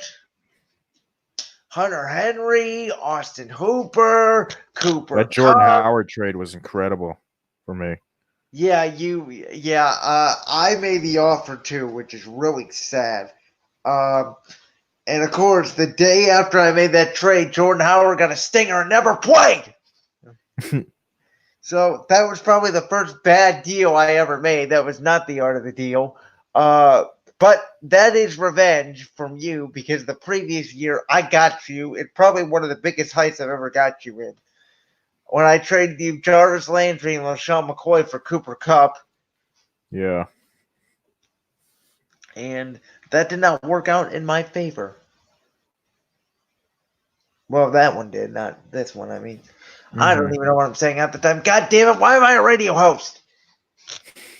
I get confused. You know, You haven't resorted to doing bra bombings yet in Massachusetts, so. You know what my problem is? I'm so fired up when I go to bed because I talk about this shit in my head like I'm going to say it on air, and then for some reason, do the same thing. Come out of my mouth. I come up with different scenarios and stuff, and like I'd be like, "Oh, that would be a fucking quick line right there." And then I'm like, I get on and I start recording this, and I'm like, it wouldn't work here. Look, that's my issue. I will literally have my eyes. Like I need somebody to riff off back and forth from. Right, like I will literally have my eyes closed sometimes and scream in my head about Baker Mayfield, and then I get on the air and I have no energy. The hell is wrong with me? What I do sometimes when I'm listening to old Opie and Anthony clips, I try to fit in a line that I think would be funny into like one of their conversations that they're having. It sounds crazy, but like if they say something and like there's kind of some dead air, like I'll come up with my own little thing that might be funny. Okay. You kind of get what I'm saying. Yeah. Yeah. Like it's just like a quick line or something like that. Right. I gotta find a way to make that kind of show. Hey, you can ban people on here too. So if we never want somebody to come in, we can just ban them. This is like Pal Talk. It was a thing that Opie and Anthony used to use back in the day, where like they put like a little camera in their. They were like the first people to do this, where they would put like a camera in their studio and like stream the show and have people chatting about it, and they would get lines from it too and everything. Like classic people like Stephen S. from Bayshore and Pat from Unagi, like those kind of people. This is very similar to that, and they were doing that shit back in like 2006. And the Those thing that guys I were found out pioneers, tonight, man. from this, as I'm trying to click on these buttons. Let's see. What are banners? It says click on this banner. I just want to test these out. Go ahead. Oh, you could put these banners on screen? Holy Like shit. graphics. This is so much better than OBS. Fuck OBS. This is better than Google Hangouts. Google Hangouts was shit towards the end. Oh my god, you could do brand colors too. We could do themes. You could put logos, overlays. Oh We my gotta go God. in here and check this out. Holy shit. For a free Yeah. program, I could use this for my radio show. We could simulcast this. Dude, this is Pal Talk, essentially. Wow. How did I... You know how I found this? Yeah, I told you. No. Or like I told you. Oh wait, I recommended a different. It was like Zoom or something like that. And you found this. I was literally typed on YouTube, like Google Hangout replacements, and a video came up, and it was like mentioning like the top 5. And this was like number 5, but all the other ones were like programs you had to install and stuff. Mm-hmm. I mean, they were better programs, but they were programs you could install. And I'm like, no, I don't want to install because my computer's shit. I just want a free program. This is awesome. This is freaking awesome. I know. God. Hey, Why you're did this get to technically me? a journalist. You're technically a journalist. The museum, which is like a museum of news and shit, is closing. Oh, God. You know, I've always said, yes, I'm technically a journalist, but what do I always call myself, Andrew? A radio host. Sports radio host.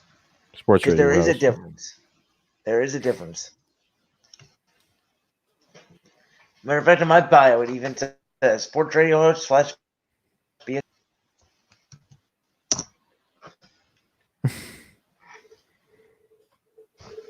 I'm excited now. I am excited. We can do stuff with this. I know. No, this is the thing I don't know. Because it's a free program, it says you can upgrade. So I don't know what the upgrade entails. Like, I don't know if you can only do a couple and then you have to pay. Like, I don't know. I'm not necessarily cheap, but I like to save money. So if I would have to, I'd keep using OBS if it meant that it was free. I think the reason iOS was so bad for me was because of my computer. I'd really like to see how it runs when I get like a better upgraded computer that's not slow. Right, and when you turn it on, the fan just goes absolutely haywire. Because Yeah, if I'd you run like to fucking see how- Google Chrome, it overheats. I'd like to see how this would run with a better computer. Yeah. Well, I got a fucking 1080p camera hooked up to mine. You're using the camera from your computer? Yeah. Yeah, most of them come with like I think either 720 or 1080p webcams built in now. Yeah, again, we have to look. I don't want to pay no more than like $300. Mm-hmm. I Yeah, I think this just need one like a was about small $300 thing. and shit. I just need a fast computer. That's it. Because like my mic is technically plugged into this, but like I have like phantom power and all that shit. Like I don't have everything all just like compiled onto my computer. Like it's basically Right. just like a mothership in a way. If that makes sense. Right. Oh, whoa, hold on.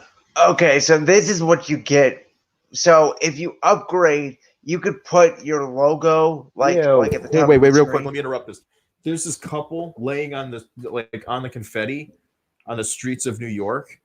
Why the fuck would you lay on the streets of New York? You know how fucking dirty they are? Like, I know they've cleaned up the city. It's Oh not my like it was God. in the 70s and 80s, but that's just disgusting. I'm sorry. I had Right. to point that out. Sorry, guys. I'm toying with the color here Ooh, I'm green now. of our names. I'm just toying with it. Go ahead. This is just a fuck it live stream that we're doing. We're not being. Pretty not much. like we have. Yeah, we'll keep it boiled. It's not like we have Let's Joe see. Rogan in here and we're like, okay, everything needs to go right. You know, we're just fucking Okay, around. so let's see. So okay, so like if you upgrade, you could do like overlays, like I put right here at the bottom of the screen. Oh shit, I see that. Overlays, like you could do more stuff like that if you upgrade. That's what the upgrade's for. Oh, that wasn't an over. Oh, it was just a little graphic on the thing. Yep, that makes sense. Excuse me. You could do more brand color too. Let's see this brand 2. Oh yeah, I'm completely rebranding my colors, by the way, for people who don't know. I think blue and yellow is a little too inviting, or not as inviting. Oh, so the blue is an overlay. I think. I don't know. I'm experimenting. This is fun though. Just this is some shit I like to do. It's just bullshit. That's the shit I don't. Once. Oh, and it can I gotta put up. cross the bottom like a ticker. If you check it, let me see. Let's put this text in there. And banner. And it says it'll scroll across the bottom. Let's see.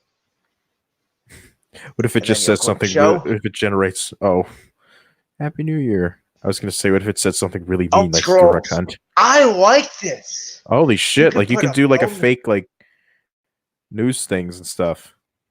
Yeah, you could do like fake breaking news. I like this.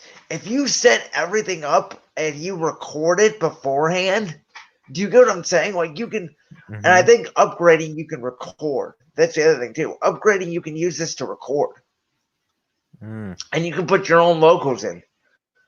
I wonder how after this broadcast, I'm gonna go on and see how much this will be a month. I'm dead serious about this. Yeah, this is. Really You could do other good. banners too. You create another banner too. So let's see if you could have two going at the same time. Let's do this.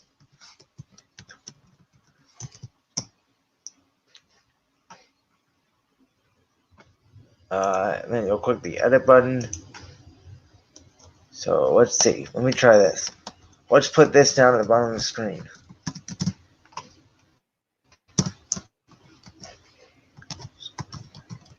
Holy shit! Oh my god, is Gronk stupid? I mean, we know he is. He made a Browns joke while giving a gift to a Make-A-Wish kid. Wow. It's kind of. Okay, so it's yeah, kinda you fucked have up. like a certain amount of characters. And then if we click show, let's see. Okay, so I just changed the banner. So you could change the banner. So like I just put our Twitter info down there. Shit. So you can change the banners, and then if you want, I can go back to Happy New Year. That is sweet. So you can just Wow. keep adding banners and change it back and forth. I don't know if you can change the color of the banner. I think that has to do with the. Let me see. If you switch brand, where if we go to brand, if we go to I've been- brand I've one, been- let's see. I've been trying to toy around Yeah, with if you the.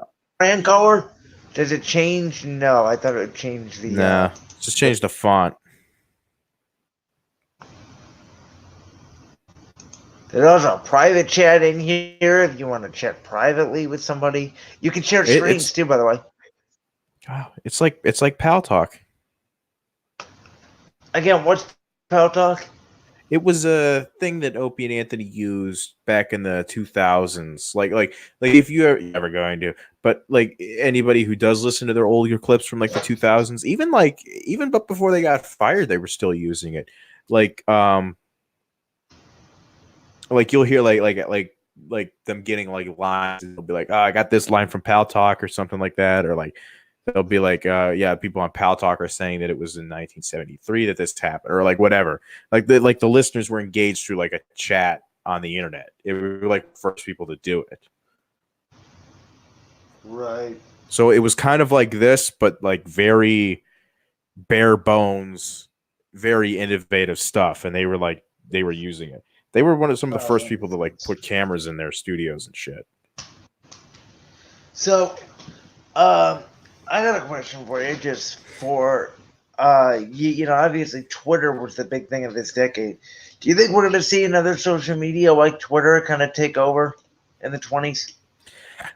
I don't know. Twitter's already so big that, but I don't.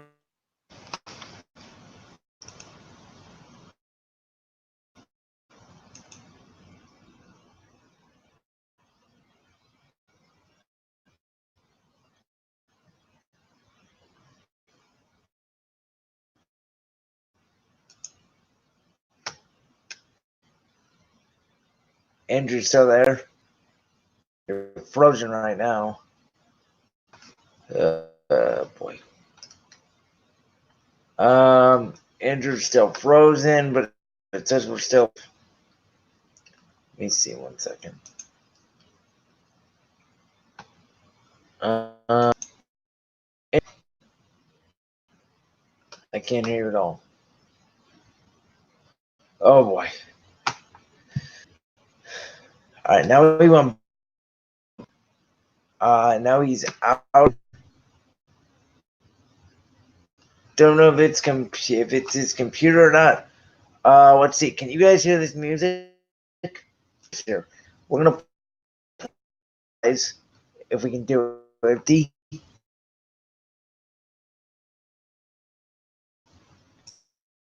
And we will take a break until Andrew connected. Never mind, he's coming. Yeah, can you hear me? Add him to this. Let's see.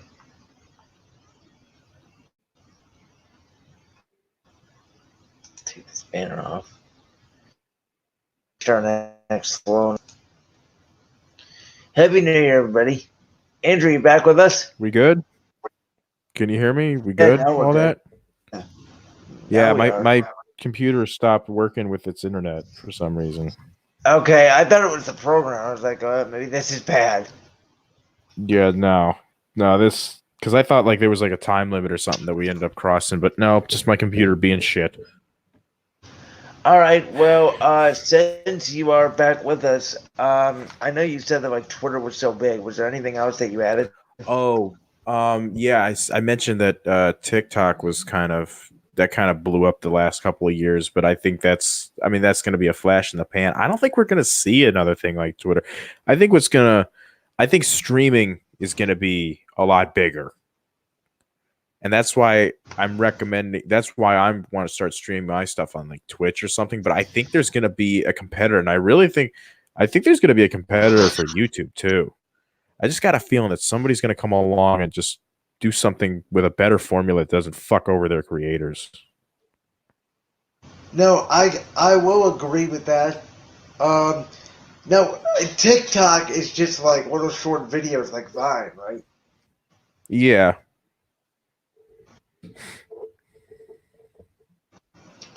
I mean, I never really understood it. I didn't either because we're old. Yeah, we're not whatever they call us, Gen Z, millennials. I don't know. I think we're Gen Z. I think we are Gen too. Z. Yeah. Who the heck knows? Like the first people in it.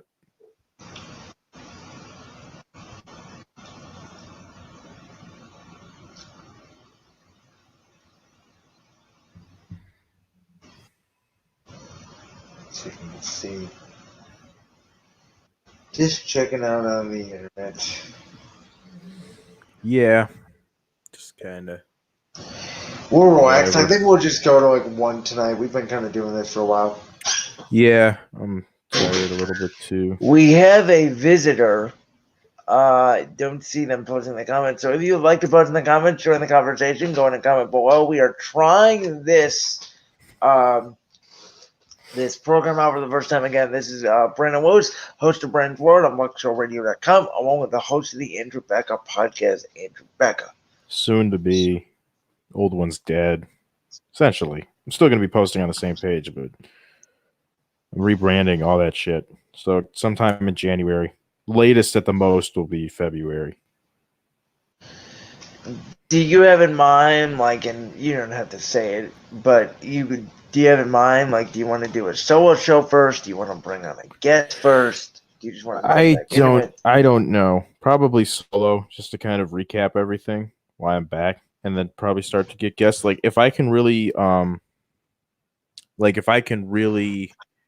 fit, if I can make it so that things aren't gonna be so fucked up, like things will we'll have fuck ups, but like I'm talking about like ones that aren't catastrophic. Like the last one that we did on the old show was we did one and the audio was so delayed I had no way of correcting it. And so I'm like, are you fucking kidding me? So like if like something like that doesn't happen, if I can do all that shit, then yeah, I'm gonna be really gunning for guests because I'll know that I'll be able to cut them up into little pieces and do what I want with them instead of just posting a full interview like, well, that was a dud, because the quality was so bad or whatever. I wonder, because this says that you can stream to Twitch, and I know that you would want to do that. I wonder, like you said, if you want to make a video version of this on Twitch and then just cut up the audio and post it on Podbean and the other platforms. Mm-hmm. Yeah, that's what I thought. That's essentially what I want to do. So like my goal guest before was to try to get Anthony Cumia from Opie and Anthony on, because I would just love to have him, even if it was just for like a half hour or anything like that. Just talking with one of your fucking heroes in a profession that you want to be in has got to be thrilling, Right. So like I would want to cut up clips from that and put it on YouTube, because I'm sure like I would want to talk about like Patrice O'Neal and all that other stuff. So it's something that you would clip up and that you would chop up into clips. So like I would want to do stuff like that. Other people get on too. But I think the ultimate goal for me is to have like a co-host or something, somebody who gets humor that I could bounce back off of, so that you can have an entertaining show even without a guest. I think that's the issue here. Is that was the issue before, was that there were some times when I would just have to ramble and make up shit on my own. That's hard to do. And I look back and it was pretty impressive that I could do that sometimes for like 30 minutes. So I think like having people around you helps out a lot, because you can bounce off and you can get more energy from it, if you kind of get what I mean. Yep. Yeah. So like that would be my ultimate. That would be one of my big goals, is to hopefully get somebody, or even if it's just like a recurring thing. I don't know. Right. I need an Anthony, because right now I'm Opie. When Opie was doing solo shit at BAB in Long Island, he admitted he was terrible. He was going nowhere, and he met Anthony, and the rest is history. I also wanted to tell you that the other place that I've been thinking about is, canceling my Podbean account and putting everything on Anchor. Have you ever heard of Anchor? Yeah, briefly. There's this podcast that I listen to. They mention it, but I think, isn't it like very like starter? Can't really do much with it. You basically just put your podcast on there, and then, if you succeed, I'm pretty sure that you can make money. Shit. I knew you can make money off of Podbean, but the thing with Podbean is that I have a plan where it's unlimited audio. I don't know if there's like a limited audio thing on Anchor, because if there is, and they're like, oh, well, you can only have files less than 30 minutes long or something, I can't do that. Right. No, I would definitely look into that as well, but we talked about it, man. And I think this year, 2020, one of my goals is, when I'm not on the air, doing some sort of daily podcast. And I think this will help, where maybe I could do something using this, putting a banner down or something where it's like the top 3 topics of the day, like a mini pod, something like that. That's what I want to do. common and shit. Oh shit, it's Sean. What? The NFL is being the no fun league with some of the videos, and I had to find ones that wouldn't block. What? What are you talking about? Oh, for his article. Oh, What's some of the videos I had to I find? was like, what the fuck is he saying? I was like, Interesting. Okay, Sean. Okay, that's interesting, but I do understand. That's it's interesting. So yeah, guys, this is a podcast that we don't take seriously. If you guys cannot tell, this is not a serious podcast. This is just what we like to do. I always like to go outside the boundaries. I always like to show my viewers a different side of me. And this is where we're at here tonight. I think every semester I come on, I kind of I feel like it's good and bad, but I always feel like I owe the viewers something at the start and the end of every semester. And I know it's different with you because you're a podcaster and I'm a radio show host. freelance, But essentially.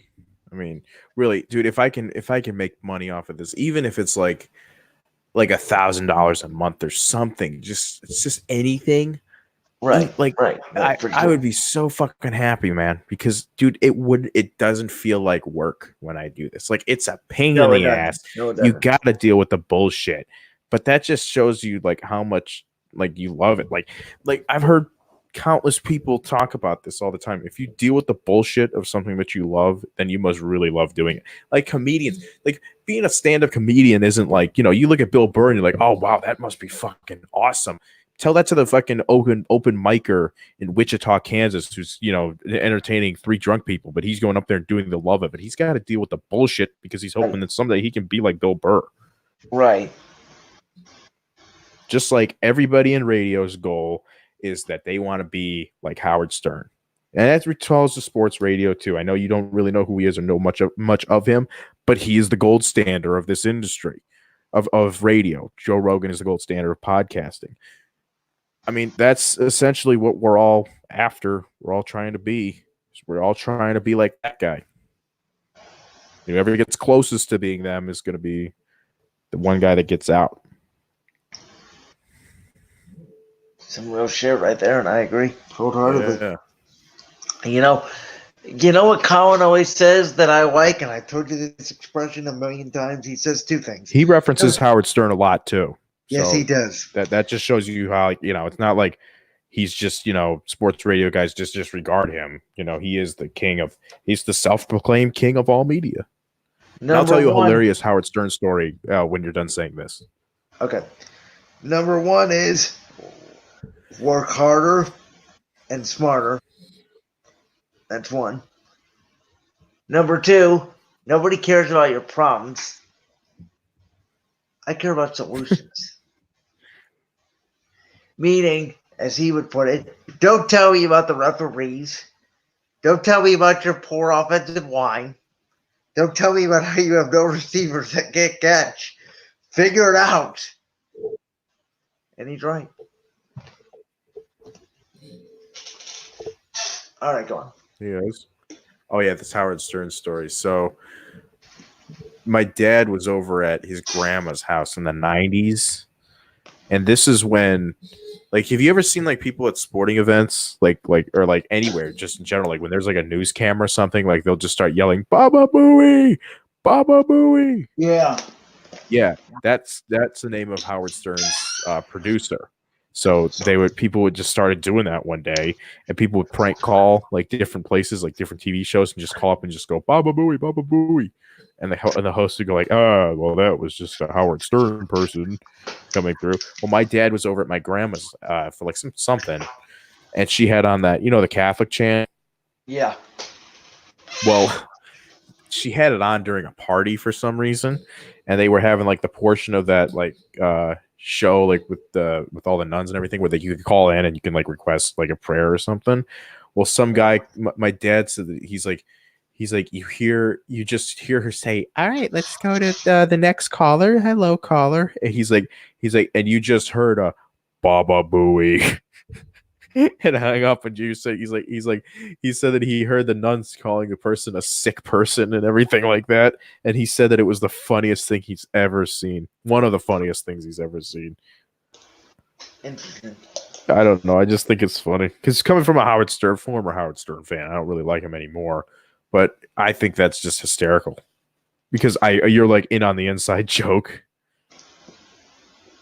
We have officially hit the 2-hour mark, man. Shit. Damn, we just been riffing back and forth. It's what we Doing always our have this thing. podcast. You know, a long time ago, we had this friend on the podcast. We didn't really have him on this year just because, we didn't really talk to him a lot this year. Stuff kind of got in the way. But I would be remiss if we did not mention the great Gabriel Gerhauser, who always has just gotten life. Like he's one of those guys. He reminds me of Cowherd, but not about sports. He's like a laid-back Eric Foreman. Like Cowherd is sports, but Cowherd gets life. That's why I love Cowherd so much because he gets life. Like he always said. I don't care whether you had a college education or not. As he said, he went to college and he dropped out because he got a job opportunity and said, "Screw college." He's a college dropout? Yeah. Holy shit.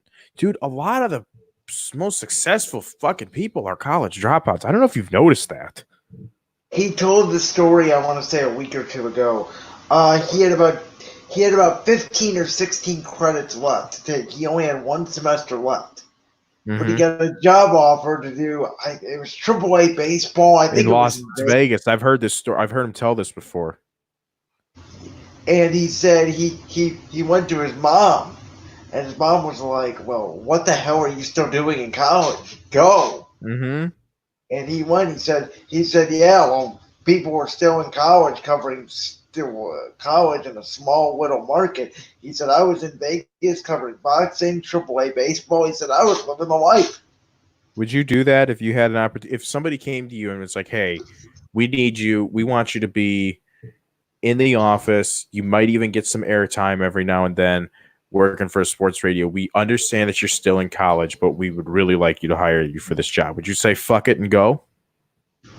What would the job? Can you explain the job again?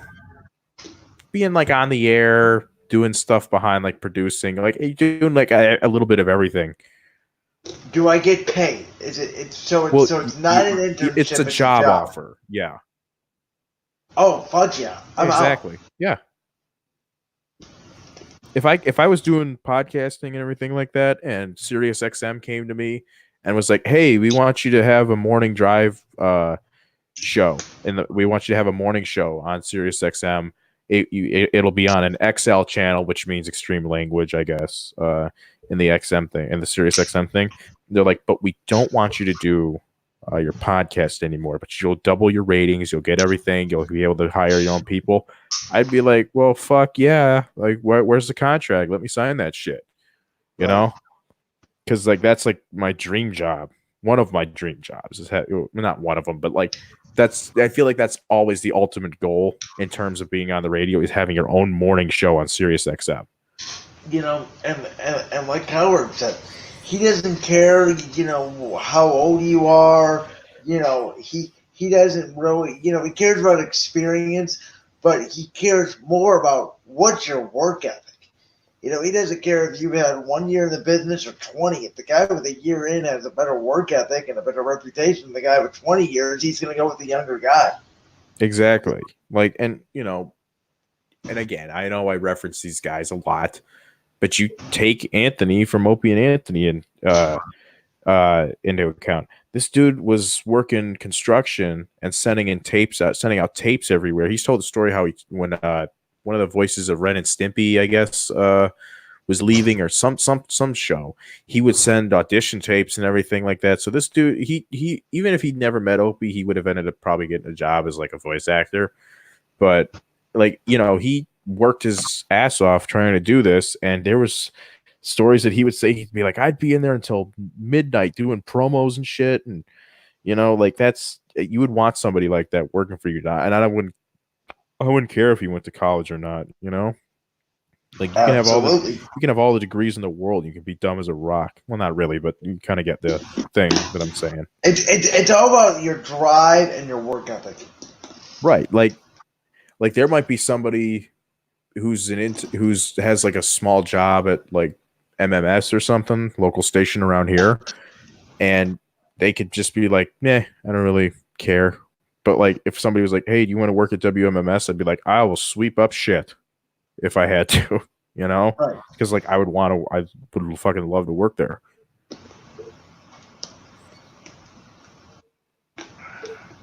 All right. Should we call it a night? I think we're both kind of getting a little tired. It's up to you. Yeah, I think so. Maybe in a little bit. Let's try Okay. to make it to 1. All right. Sounds good. You're carrying the conversation right now. Yeah, I know. That's why I want to keep going because I'm a narcissist. No. So, really quickly, I do want to say that you've been in our studio twice, and as you have now found out, there is no better feeling than being in that studio. Mm-hmm. There's no better feeling being in an actual studio, though. Like, the thing that sucks about recording this here is that I have my microphone set up like right next to my bed. I'm not going anywhere. That's what sometimes I'll be honest, it makes me lose motivation with shit. But that should motivate you to get you out of there. I know, but sometimes there's just, like, because like I went to, especially like when I was going to high school, because I was going downtown every day. I think I missed that feeling a lot. Is like when I was, like I was like, because like if like I'm not saying like I need this, but like if I'm lucky enough to the day that comes where I can have my own thing, I would look forward to it so much because I'd be like, oh, I can probably take the Rapid or something like that, or I can just drive there or whatever. This, I feel like, like you're rolling out of bed, you're rolling right into it, and you're just like, okay. Like it feels kind of unprofessional if you get what I mean. Right. Somebody tweeted, it's only fitting that the Browns had the decade without a coach or GM. Really is. Oh, I hate this fucking team. Like I texted you today, you started out the decade as a Ravens fan.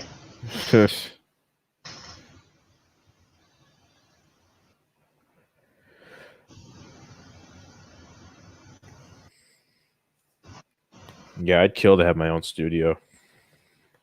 I don't know. Yeah, I would. It doesn't have to be big or anything. I just want like a little room. I don't know. Those are goals for this decade. Absolutely. Right. Aaron Goldhammer said, days like today make me appreciate the Dolans and LeBron.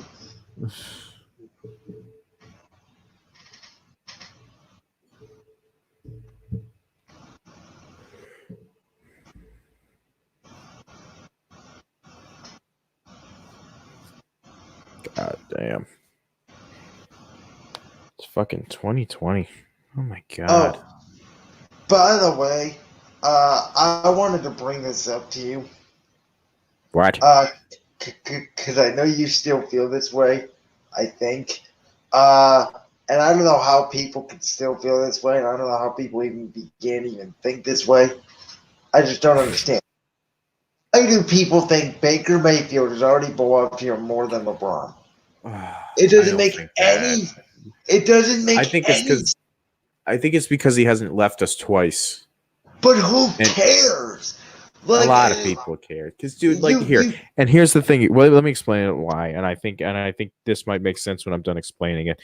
Baker Mayfield feels like he's like kind of like one of us, like he belongs here. LeBron didn't belong here. He like the first stint he did, but towards the end of his second stint, he was kind of like he was like it was like he wanted to be Hollywood so bad, but you can't do that shit here. And everybody was just kind of like, dude, you're living a lifestyle that we don't know. Whereas like Baker Mayfield's like, he's got the money and everything, but he still acts like, like he's not like, oh, I'm trying to do Space Jam 2 and all this other shit, Like he's like kind of still like doing shit that's like everyday things, if you kind of get what I mean. LeBron lost See, his but common man appeal. that's the problem with you guys. You guys care about the Space Jam movies and all that. I don't care about that as long as you're winning. And the fact of the matter is, Baker Mayfield has not won yet. He hasn't won yet in Cleveland. The Browns haven't even made the playoffs yet. And LeBron made the Cavs relevant and gave us hope. Baker Mayfield gave the Browns hope for maybe 2 months. LeBron gave the Cavs hope for 7 plus 4, 11 years.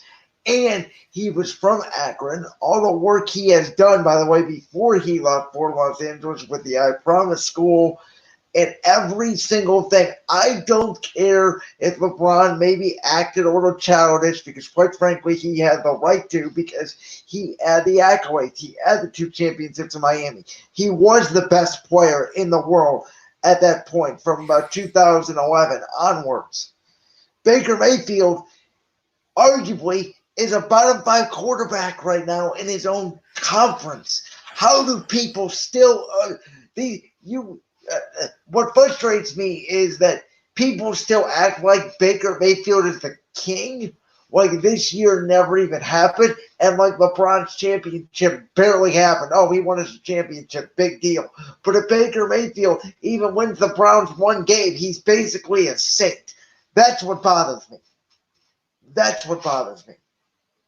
Is that you guys forget about LeBron because it's been 2 years. If Baker did what LeBron did, I wouldn't have an argument. But the fact of the matter is right now, Baker Mayfield should not be worked out of LeBron. Baker Mayfield shouldn't even be as big of a star in this city as Francisco Lindor. He shouldn't be a bigger star than Carlos Santana.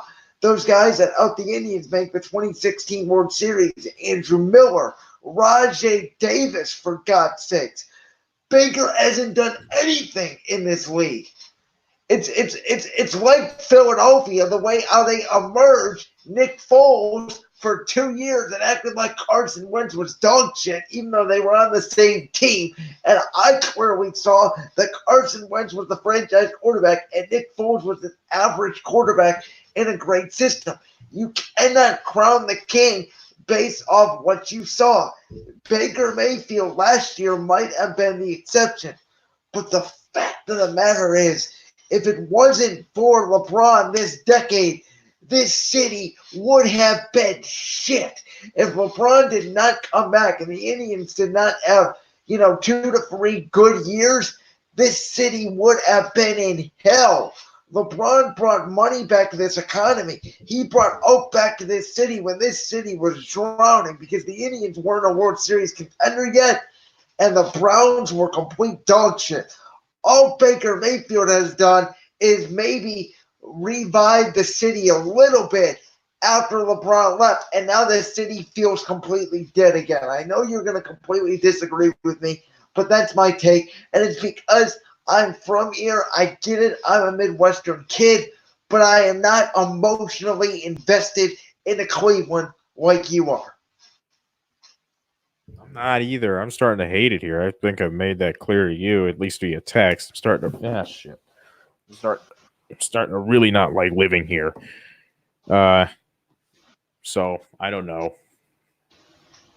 I don't really care at this point with a lot of that shit. Do you at least see my side of the argument? Yeah, I do.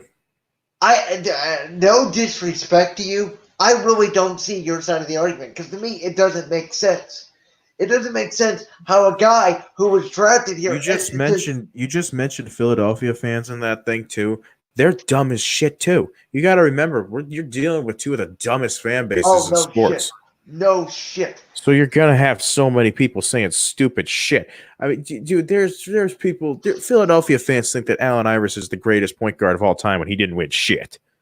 See, that's the problem, though. You're so emotional in your sports and the sports city, and everybody thinks their guy is the best. What did I tell you in the first ever? Remember the No Holds Barred podcast we did? Remember the first ever podcast when I literally screamed at you how bad I thought the Dolphins were going to be? Remember what I Mhm. said in that podcast? What did I tell you in that podcast about the Eagles? I don't know. I That meant, was 5 years ago. okay, what did I tell you? I said that Carson Wentz, in his first game, I saw more talent out of him than I saw in Donovan McNabb in his whole career. What did I tell you that day? I said Carson Wentz is already better than Donovan McNabb, and I said that Donovan McNabb was not a Hall of Fame quarterback. And you Oh yeah. laughed at me. You laughed at me. And I said, folks, Well, I get why Donovan McNabb's not going to be in the Hall of Fame now. He's a piece of shit. Because there were some people that said that he would get in if it was if he wasn't such a dick. Like I guess he's a real asshole. and I said, folks, Carson Wentz is the Again, real T.O. deal. got in. From North Dakota State. This is the best player I've ever seen from North Dakota State, maybe ever. He may be the best player in North Dakota State history. And it's funny because unlike Carson Wentz, Baker Mayfield, people forget about this, he was a two-time walk-on. That means a lot of coaches. Nothing wrong with that. That means a lot of coaches said you're no good. And you know what? You know what? Do you know the? kinda Do you know? scares Do you me? know? Do you know the? You don't know the story then, because you're saying it. You're saying it like, oh, he must have sucked because he was a walk on. He walked on. He wasn't heavily recruited out of high school. That happens. He walked on to Texas Tech. He outperformed there, and Cliff Kingsbury but fucked up and said, I don't want you. I'd rather stick No. with Davis Webb. So he No, went I to knew that. Oklahoma. I Okay, know that. so he went to Oklahoma, and Oklahoma's it's a big fucking program. It's their Oklahoma's version of Ohio State, and he walked on, and he was like, okay, well I'm going to give it my best shot, and he clawed his way to the top. Doesn't mean you suck. It's really impressive that he was able to do that. You know what scares me though is you look at all what Lincoln Riley has done with Baker Mayfield, Kyler Murray, and Jalen Hurts. Kyler Murray this year, I know, and the problem is with all these fans, and this is a problem, but I'm serious about this, and I know people in the financial, I know people don't have money, but this is the problem with people who don't buy NFL Sunday ticket, who don't stream games. You don't watch other people. That is the problem. I really believe it. Because you guys only see 2 to 3 games a week. And most of the time you're seeing Lamar, Jimmy Garoppolo, Carson Wentz. You're not watching Kyler Murray. You're not watching Sam Darnold. You're just seeing the highlights, quote unquote, on Twitter. And the only highlights they show is when they make a bad play. They never show the good plays. They only show the bad How plays. much is Sunday ticket a month? So I think a regular package is like $50 a month, but honestly, it's worth it. That's such bullshit, though. Compared to like everything else that's happened. Okay, here's my argument for not getting that. Then you can get Disney Plus, Hulu, and ESPN Plus for $13 a month. That's a pretty big deal, but you have to pay $60 a month to watch every NFL game. That's bullshit. The same thing. I think the same thing goes for like League Pass and Center Ice and all that kind of shit. But if you're a real football fan, like I as everybody knows, I'm the biggest Philadelphia Eagles fan in Ohio.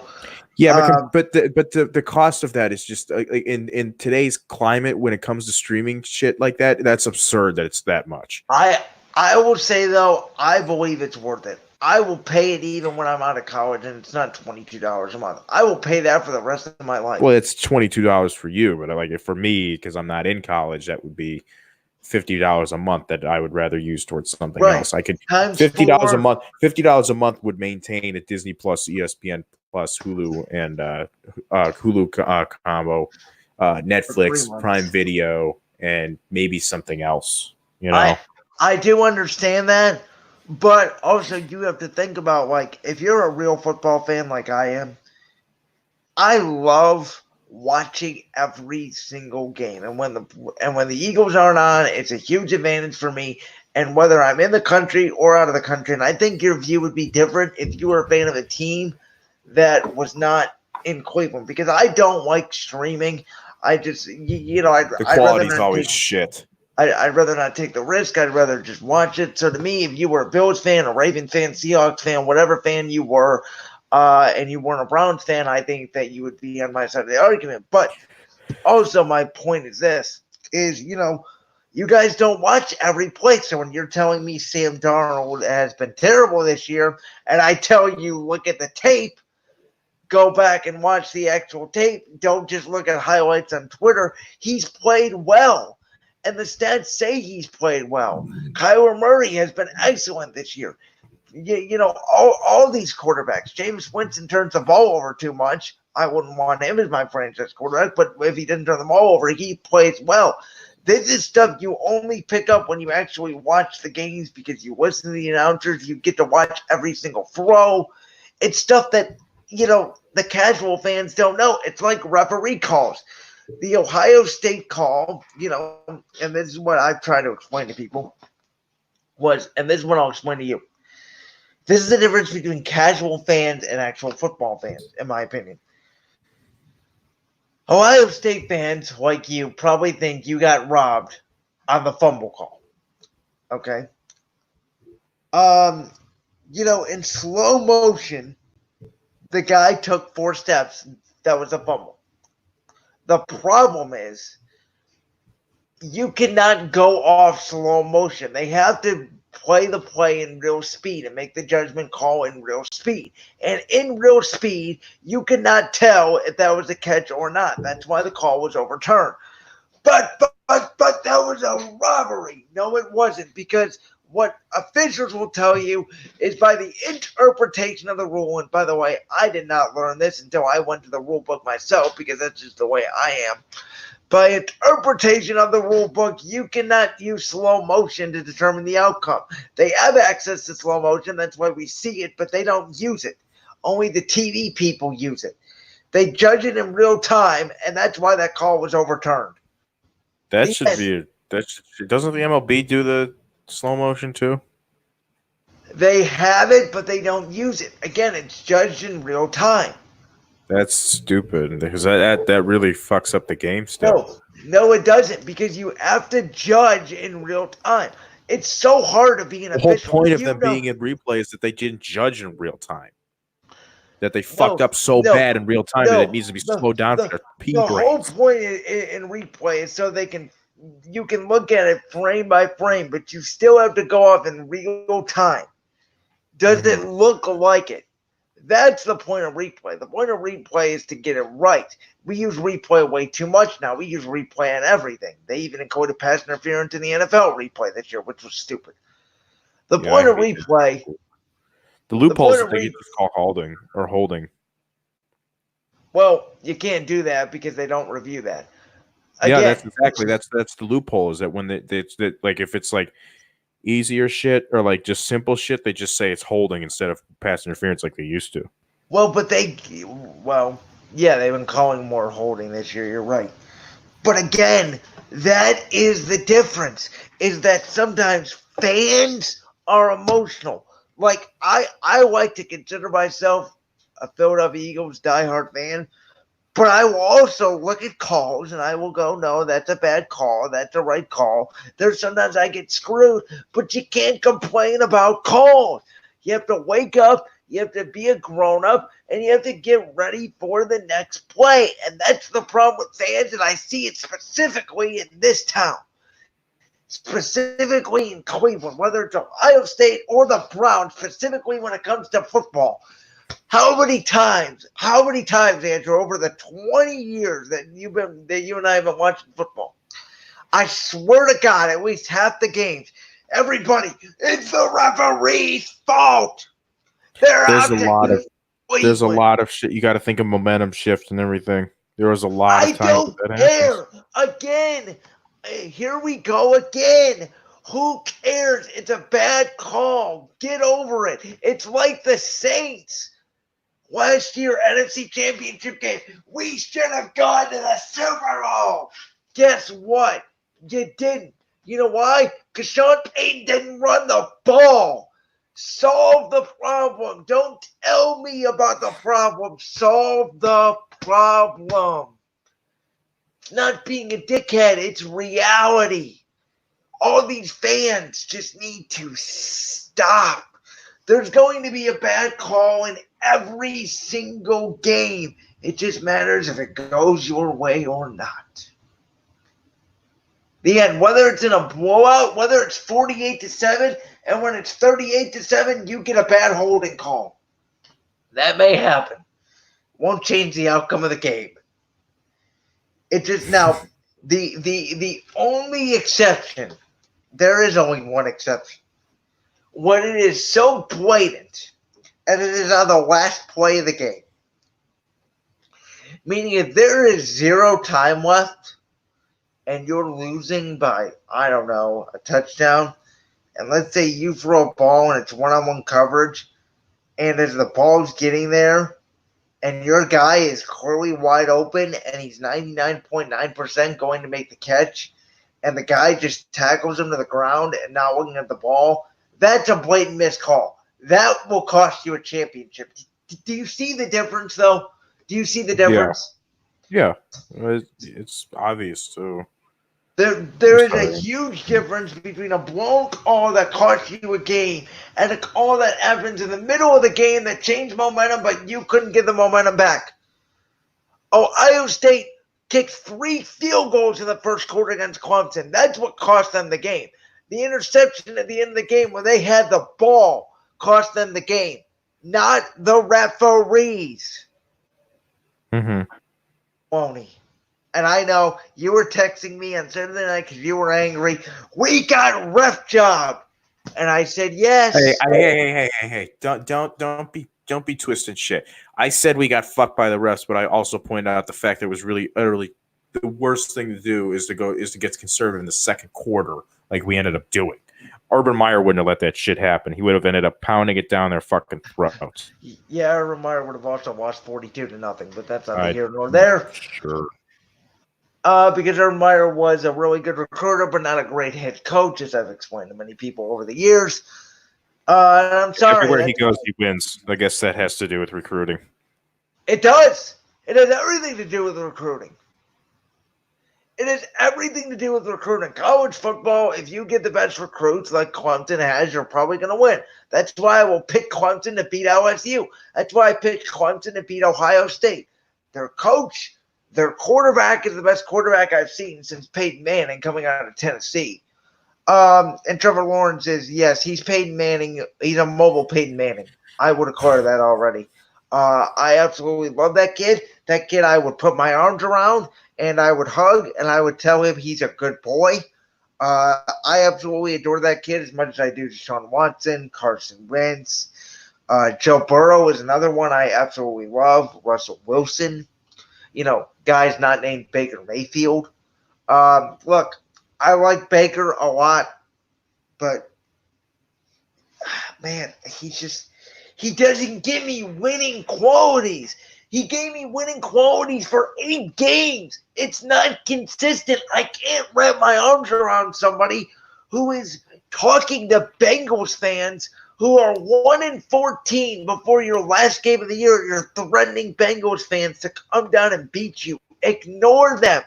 That's what immature people do. That's not what franchise quarterbacks do. You think Dak Prescott would have done that on Sunday? No. Absolutely not. You think Ryan Tannehill would have done that? No. Ryan Fitzpatrick? No. There's only one quarterback in the world that would have done that on Sunday, and that's Baker Mayfield. And by the way... All right. All right. See, this is the problem, though. How many times do I have to explain that this is not normal behavior? 4, apparently. I know. I sound like coward. I'm sorry. No, you don't But sound like it's you sound like a true. broken record. You gotta be a grown-up in this league. I could talk about this for 6 hours. How? How has this guy gone from a good quarterback who could clearly grow with a good coach to no coach, no general manager, a quarterback on the edge who looks like a shell of himself, a wide receiver who put a towel over his head and was Because I explained to you, goddammit, why he did that. Again, here we go, and I don't believe it. I don't see him throwing up. I see a guy sitting on the bench, and just with my own two eyes. They wouldn't eye fake. They test. wouldn't fake an illness that everybody was sick too this week in the Browns. So it wasn't just him. I think Batonio was sick too. I think Vernon was sick. Sheldon Richardson was too. So there was something going around in that facility. So I'll defend him on that. Have you ever had food poisoning? Yes. It sucks, dude. I shit my pants on the couch. That's how bad it is. It didn't feel good. But you know what? No. If I had to go to work, I would get up and I would go to work. No, you wouldn't. You've I never already told you. Then you must have not had it that bad, dude. Yeah, you have to work sick in life. So you would take that. I know, but food poisoning is an exception because I wouldn't want to get to work and be like, "Oh no," they'd be like, "What?" I'd be like, "I just shit my pants." like I wouldn't fucking want that to happen. That would totally happen if you had food poisoning. Plus, I think it's contagious. What do you feel that like if you had something that was like really contagious? And you're like, well, I got to go in anyway, risking your employees, and your employees get all pissed at you and be like, this fucking guy. No, I wouldn't do that, but I would say, can I do a show from my house? Can I call in? Can we do something? Because I already told you, there's only a few days a year I would take off. Christmas Eve, Christmas, the day after Christmas, the Friday after the Super Bowl, and the Friday after WrestleMania. If they made me take off other days, I would take off. Thanksgiving. I mean, you kind of got to take that off too. Well, if I had a morning show on Thanksgiving, I don't people think nobody's going to be listening to that anyway. Everybody's going to be, getting ready for the day, doing all that. They would listen to me in the car. It's a big sports day on Thanksgiving. People have to work on Christmas. So make a Twitter video of you drinking by noon, making your picks like think normal about people. It. Nurses never like get off. Think about these people. Think about the people in Afghanistan. Think about the nurses. Think about all these health people. Think about the emergency people at 911. What? Oh, yeah. I'm sorry. I'm getting tired. They never get off. No. Well, what? Somebody has a heart attack on Christmas. What are they going to do? Die? No, you call 911 because they're expected to be at work. It's a mentality you have to have. People are counting on you. You have to show up to work. You have to be on time. Yeah, but like a morning show isn't that's not life or death. You just compared being on the radio to being a guy who can run a machine that goes charge or whatever. It's clear. Hey, and then the way I look at it, somebody out there one day will be looking at me. And they will be so immense by my words. They will live and die. If I don't have the show, they will be disappointed. They will throw a fit.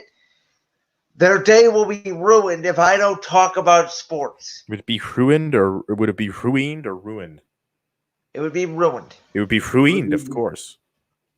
I'm sorry, that's an episode of Family Guy where Stewie kept saying that's the way I look at it. And that's the way, in my opinion, in my humble opinion, you should look at your podcast. You should go, man, there's that one fan out there that's really missing my podcast. I had somebody download it in Ireland, and I thought it was the coolest fucking thing ever.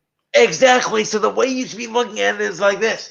Man, that person in Ireland right now is so upset because I didn't record a podcast and I'm really letting that one person down. I thought about that. And I don't want to talk about this stuff right now, or probably really any, because I don't think it feels to be in place. But I had bigger shit to deal with, as you know. Absolutely.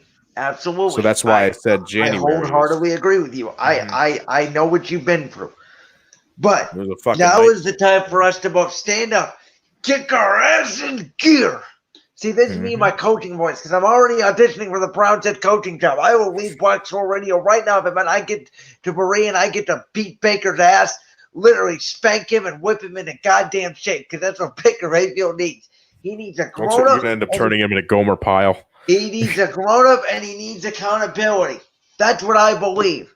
Look, you could be the nicest guy in the world. I am a very nice guy. You ask the people that work with me, they know I am the sweetest boss ever. But what do I tell people? What are the two things I expect you to do? Number one, show up on time. And number two, be attentive in the meetings. That's all I ask. If you can't do that, you're fired. Mm-hmm. So I ask. look, I get things come up. I get people aren't wired like me. I get some people have a lot of homework and finals and attentive. I get that. But if you really want to do this, that's why it broke my heart a year ago when my cousin passed away from an overdose and I had to miss a show. It broke my heart. Broke my heart when I had to miss the show for Thanksgiving because our offices were closed. They kept me out. I couldn't go in. It broke my heart. I woke up Saturday morning and I said, what the hell am I doing here? I should be in the studio right now. Next Thanksgiving, you can come over to my house and you can watch me and my brother try to deep fry a turkey while we're drunk when watching the Lions game. Does that sound fun? Actually, what sounds even cooler is being in the studio from 9 to noon and then coming back and just enjoying the game. Mm. That sounds like fun. That would be my dream. Waking up on Thanksgiving and going in at 9 to noon talking about the games. Could I make a deal with you if this happens? Yes. If you were to come over to my house, if we end up having a house, but we're looking to move by then, would you skip your morning thing and then towards the evening we would end up doing like a little show? You talking about like next year, or if I have an extra job? next year. No, I wouldn't skip it. Oh. Like I told you, man, my goal, once I get your podcast equipment hooked up, which thank you so much, by the way, I appreciate that. Once I get everything hooked up, once we get this ball rolling, I am so glad this semester that I will not have to be doing shit for the Stater. You know how glad I am? Mm-hmm. Oh, I'm glad because I will say this publicly right now. I want to kick their ass. Do you want to be like you don't want to be like Andy Rooney? Do you know who Andy Rooney was? No.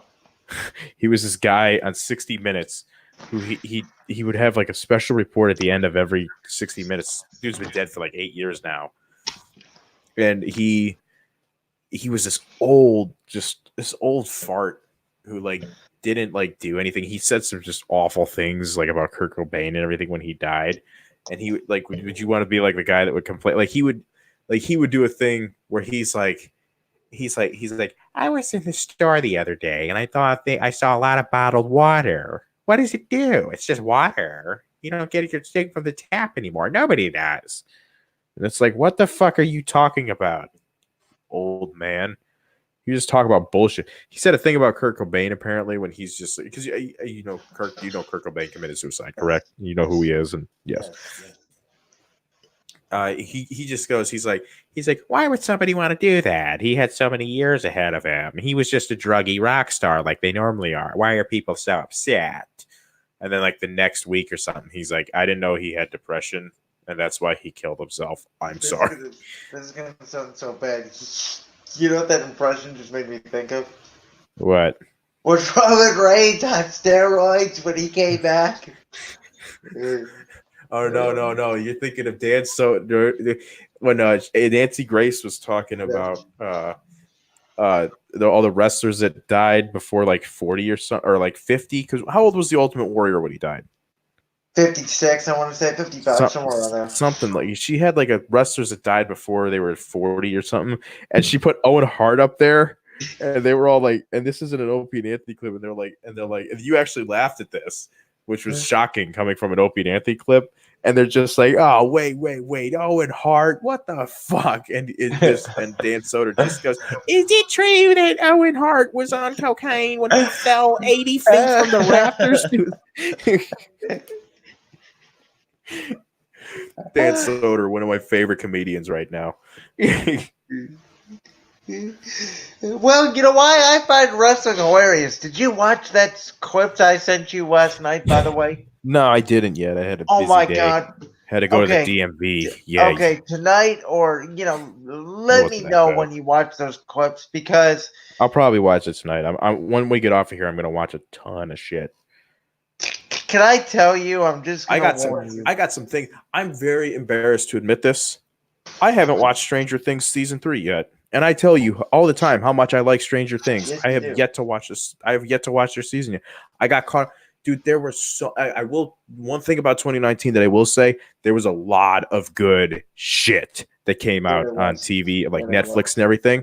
So I don't know. I put Stranger Things on the back burner for some reason. I didn't watch it yet. Well, let me tell you, that I was feel the like a fucking culmination. idiot. That was the culmination of Paul Heyman, 30 years of wrestling, as Ben Axelrod put it. It was so hilariously wrestling. Like, can I explain that? Like, it was so bad, it was funny that you wanted more, that it was that good. Does that Was make it sense? like that? Yeah, I remember on Twitter like 4 or 5 years ago seeing a thing that just said, I just remember seeing a thing. what was it on Twitter where like I think it was Santino Morello was like in the ring, and Jinder Mahal and the Great Khali were playing flutes, and he was getting tormented or so. It was just the dumbest thing I've ever seen, and people were making fun of it. Was it kind of like that? No, Oh, not at all. It was a typical WWE thing that Vince had nothing to do with, by the way, because he was not there. And I forgot to mention this, but did I tell you Vince is getting sued? for what? Okay, so this is very confusing. It's something to do with like the Oklahoma people that like have a little investments in WWE, and they're saying that Vince is never there anymore because he's focused too much on the XFL, so they're suing him. Yeah, that sounds like a desperation thing. They're probably trying to get their money back. Here, let me read you the lawsuit because I forgot to mention this. But yeah, so Paul Heyman wrote the whole thing. It was pretty much hysterical. Let me find the article and I can show you.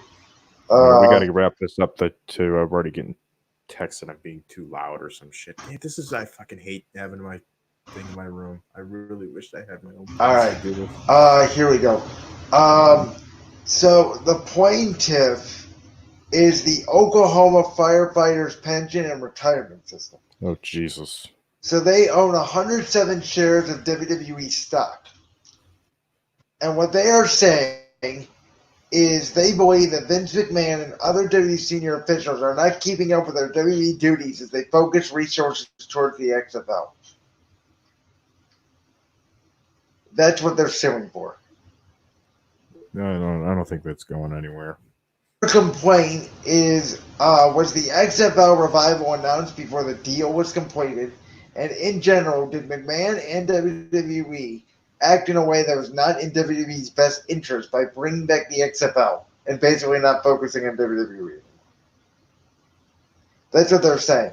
Mm-hmm. They're basically saying that Vince hired Paul Heyman and he's not around anymore, and that WWE is now actually better now that Vince is not around anymore. It's very strange. But I will say this. It was even more interesting because Heyman was running Raw last night. Triple H was not there. Vince was not there. So it was all Heyman. And it was typical wrestling. AEW people that don't watch WWE at all and hate WWE now will absolutely probably hate it. But it was probably one of the funniest things I've ever seen. I told you, that shit was hilarious. Even my parents even said, you know what? That was stupidly funny. Because even my mom, like, she'll sit there on Monday nights and she'll iron and she'll pay no attention to what's happening. She was even like, what the hell is it? Like, this is kind of funny. Mm-hmm. No, I get what you're saying. I'm not going to spoil it, but there's a moment where, like, this girl comes out and now it's revealed that so-and-so is gay. Like, it's just, like, stupid shit like that. Like it was so weirdly strange that it was hilarious. Oh, yeah. There were exes coming out. There were people coming out saying they were gay. Like, it was strange and hilarious. I was like, and Jerry Lawler on commentary, which people hate for some reason because they think he's old. I thought he was hilarious during it. And they had they have like the wedding aisle set up, and there was nobody in the chairs because everybody hates them. Like, it's little details. It was so funny. I was laughing my ass off. They went over on USA 10 minutes. It didn't end till 11:10. I was laughing my ass off. I was literally laughing my ass off, and I'm like, "Well, that's the way you end the decade in wrestling." You know, and as I said, my 2020 prediction is that because of AEW, I think WWE is going to have a really good year. That's my prediction. Yeah, that's interesting. I think the Royal Rumble is going to be a great. I think WrestleMania 36 is going to be one of the best manias we've had in a long time. I truly believe that. And I think that, with Vince leaving the XFL, SmackDown's been better. They haven't had the ratings I thought that they would get on Fox, but it's been better. And people have even said they've liked it. It's not been the greatest thing like I thought it would be, but it's been better. And Raw is actually watchable now. It's not like it was back in June where it was like 3 hours of, oh my God, what am I doing with my life? Because I literally said that. There was a couple nights, and you know how I am. I was like, do I even need to watch this? And you know how I am. Like, I am there 8 o'clock every Monday night, every Friday night. Like, I am there ready. Yeah, And it's like me with South Park. And it was like, do I even need to watch this? Nothing's going to happen. It's just the same old bullshit. But it's not like that anymore. It's actually kind of fun now. Again, like I said, I'm having more fun with it.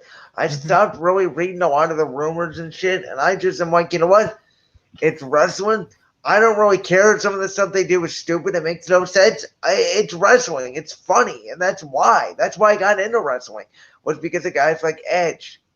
Randy Orton, they did a segment last night where Randy Orton faked an ACL injury and gave AJ Styles an RKO. And I legitimately thought Randy was hurt because they had him come out in a wheelchair and shit.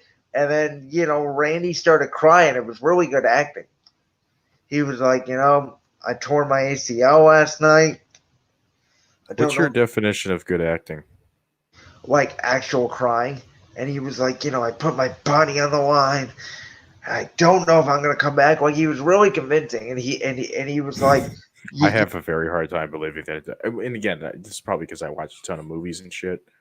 Like when you watch like a Robert De Niro movie or Leonardo DiCaprio or anything like that, you're so convinced that they're doing such a good job. I don't feel like that with wrestling guys. I just see it as cheat. To me, it's soap opera acting where they're like, you know what you did. No, it was not like that at all. Because Randy, like even mentioned Edge. He was like, man, one of the guys I respected for a long time was Edge, and I didn't think my career would end like his, and like he was like going deep, like I feel so bad for my family and shit. Like it was that good. It was really good. He didn't mention AEW, which I thought he should have. That would have been great. Even though I heard back in May, Sami Zayn did on TV, and I heard that wasn't planned, and I heard Vince got pissed, and that's why he's been buried. Because they tried this thing out when they were going through a ratings thing called the electric chair, where they would shock superstars when fans asked them questions. It was really stupid. And Sami Zayn was like, you can ask me about AEW. Yeah, I've seen that clip. And I guess right after Vince cut his microphone off, because I told you that was back in the day when Vince was like, who needs writers? I'll write the script myself. I have no idea how he hasn't gone bankrupt. He does everything. He's like Trump.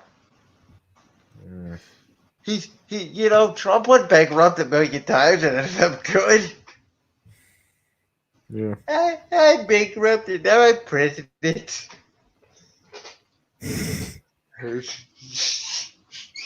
Oh, man. Man, we made a good hour out of this. Another good hour on a good conversation. We're almost up to 3. That's what I'm saying. We were going to end it at 2 hours. Yeah, it's true. It is 1:30.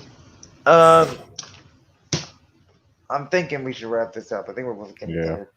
We're just both bullshitting and mobbing, as our boy EDP would say. Bullshitting and mobbing, you feel me? Oh, if I wasn't at home and you were in like a real studio or something, I would be hammered. Oh, believe me. Believe me. I know. That being said, though, ladies and gentlemen, I hope that you enjoy the ride tonight. As always, you can check this out. But now that we know about this cool program with some graphics and stuff, I will definitely play with this. You'll be seeing some more stuff on MuxRadio.com.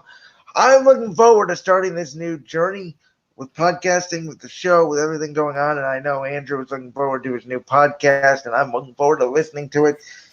Mr. Beck, if you don't mind, I will respectfully request that for at least a while, do not become a guest on your show because I think that, I need to become a listener at this point. You know, I think you've had me on so many times. I love promoting your stuff, but at this point, man, we need to start getting some new guests on. Yeah, I know. And, like I said before, and I'll let you butt in here in a second, but I want to finish up by saying, like I said before, I would love to be a co-host with you, but the problem is I don't get your shit. We don't have chemistry. And that's the thing that kind of sucks is like, it's almost like it could have been like a real thing because, we've been best friends for almost, 13 years now, technically. But we just don't, like, our show would fail in a week. Yeah, it would fail in a day. Yeah. Fail in one episode. Be an on-air meltdown by the second hour. Shut up already, you. I wanted to do the prank call. You said no. Well, it's not grown up. I don't give a fuck. It's funny. And it's hilarious. Now that would be funny. Just to record that 5-minute segment. That would get ratings. I wanted to do prank calls. That's not grown up. I don't give a fuck.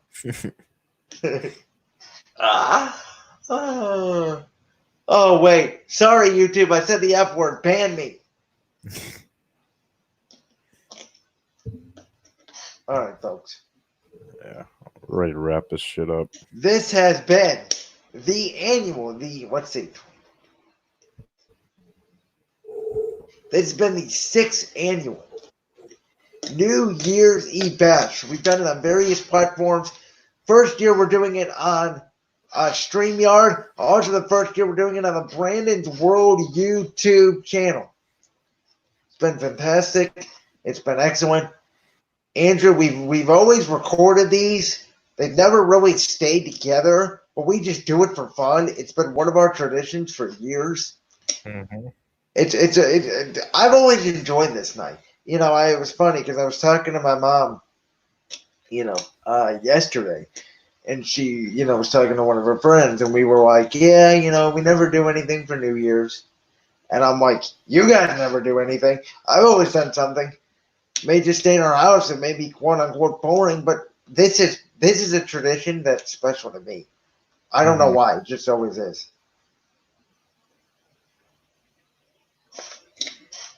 So. Yep. All right, well, you're good. Probably gonna watch TV for a bit. And go to bed. This is showing that it's about time we wrap this up. Again, I'm Brandon Lewis, the host of Brandon's World, BuckShowRadio.com. Don't know what my show time slot will be next semester, but we will figure it out when we get there. Andrew, do you want to wrap up anything? No, just shit that I said earlier. Reboot and everything. If you follow me on Twitter, you'll find it. Sounds good. All right, guys, we're going to wrap this up. We will see you guys next time. Peace.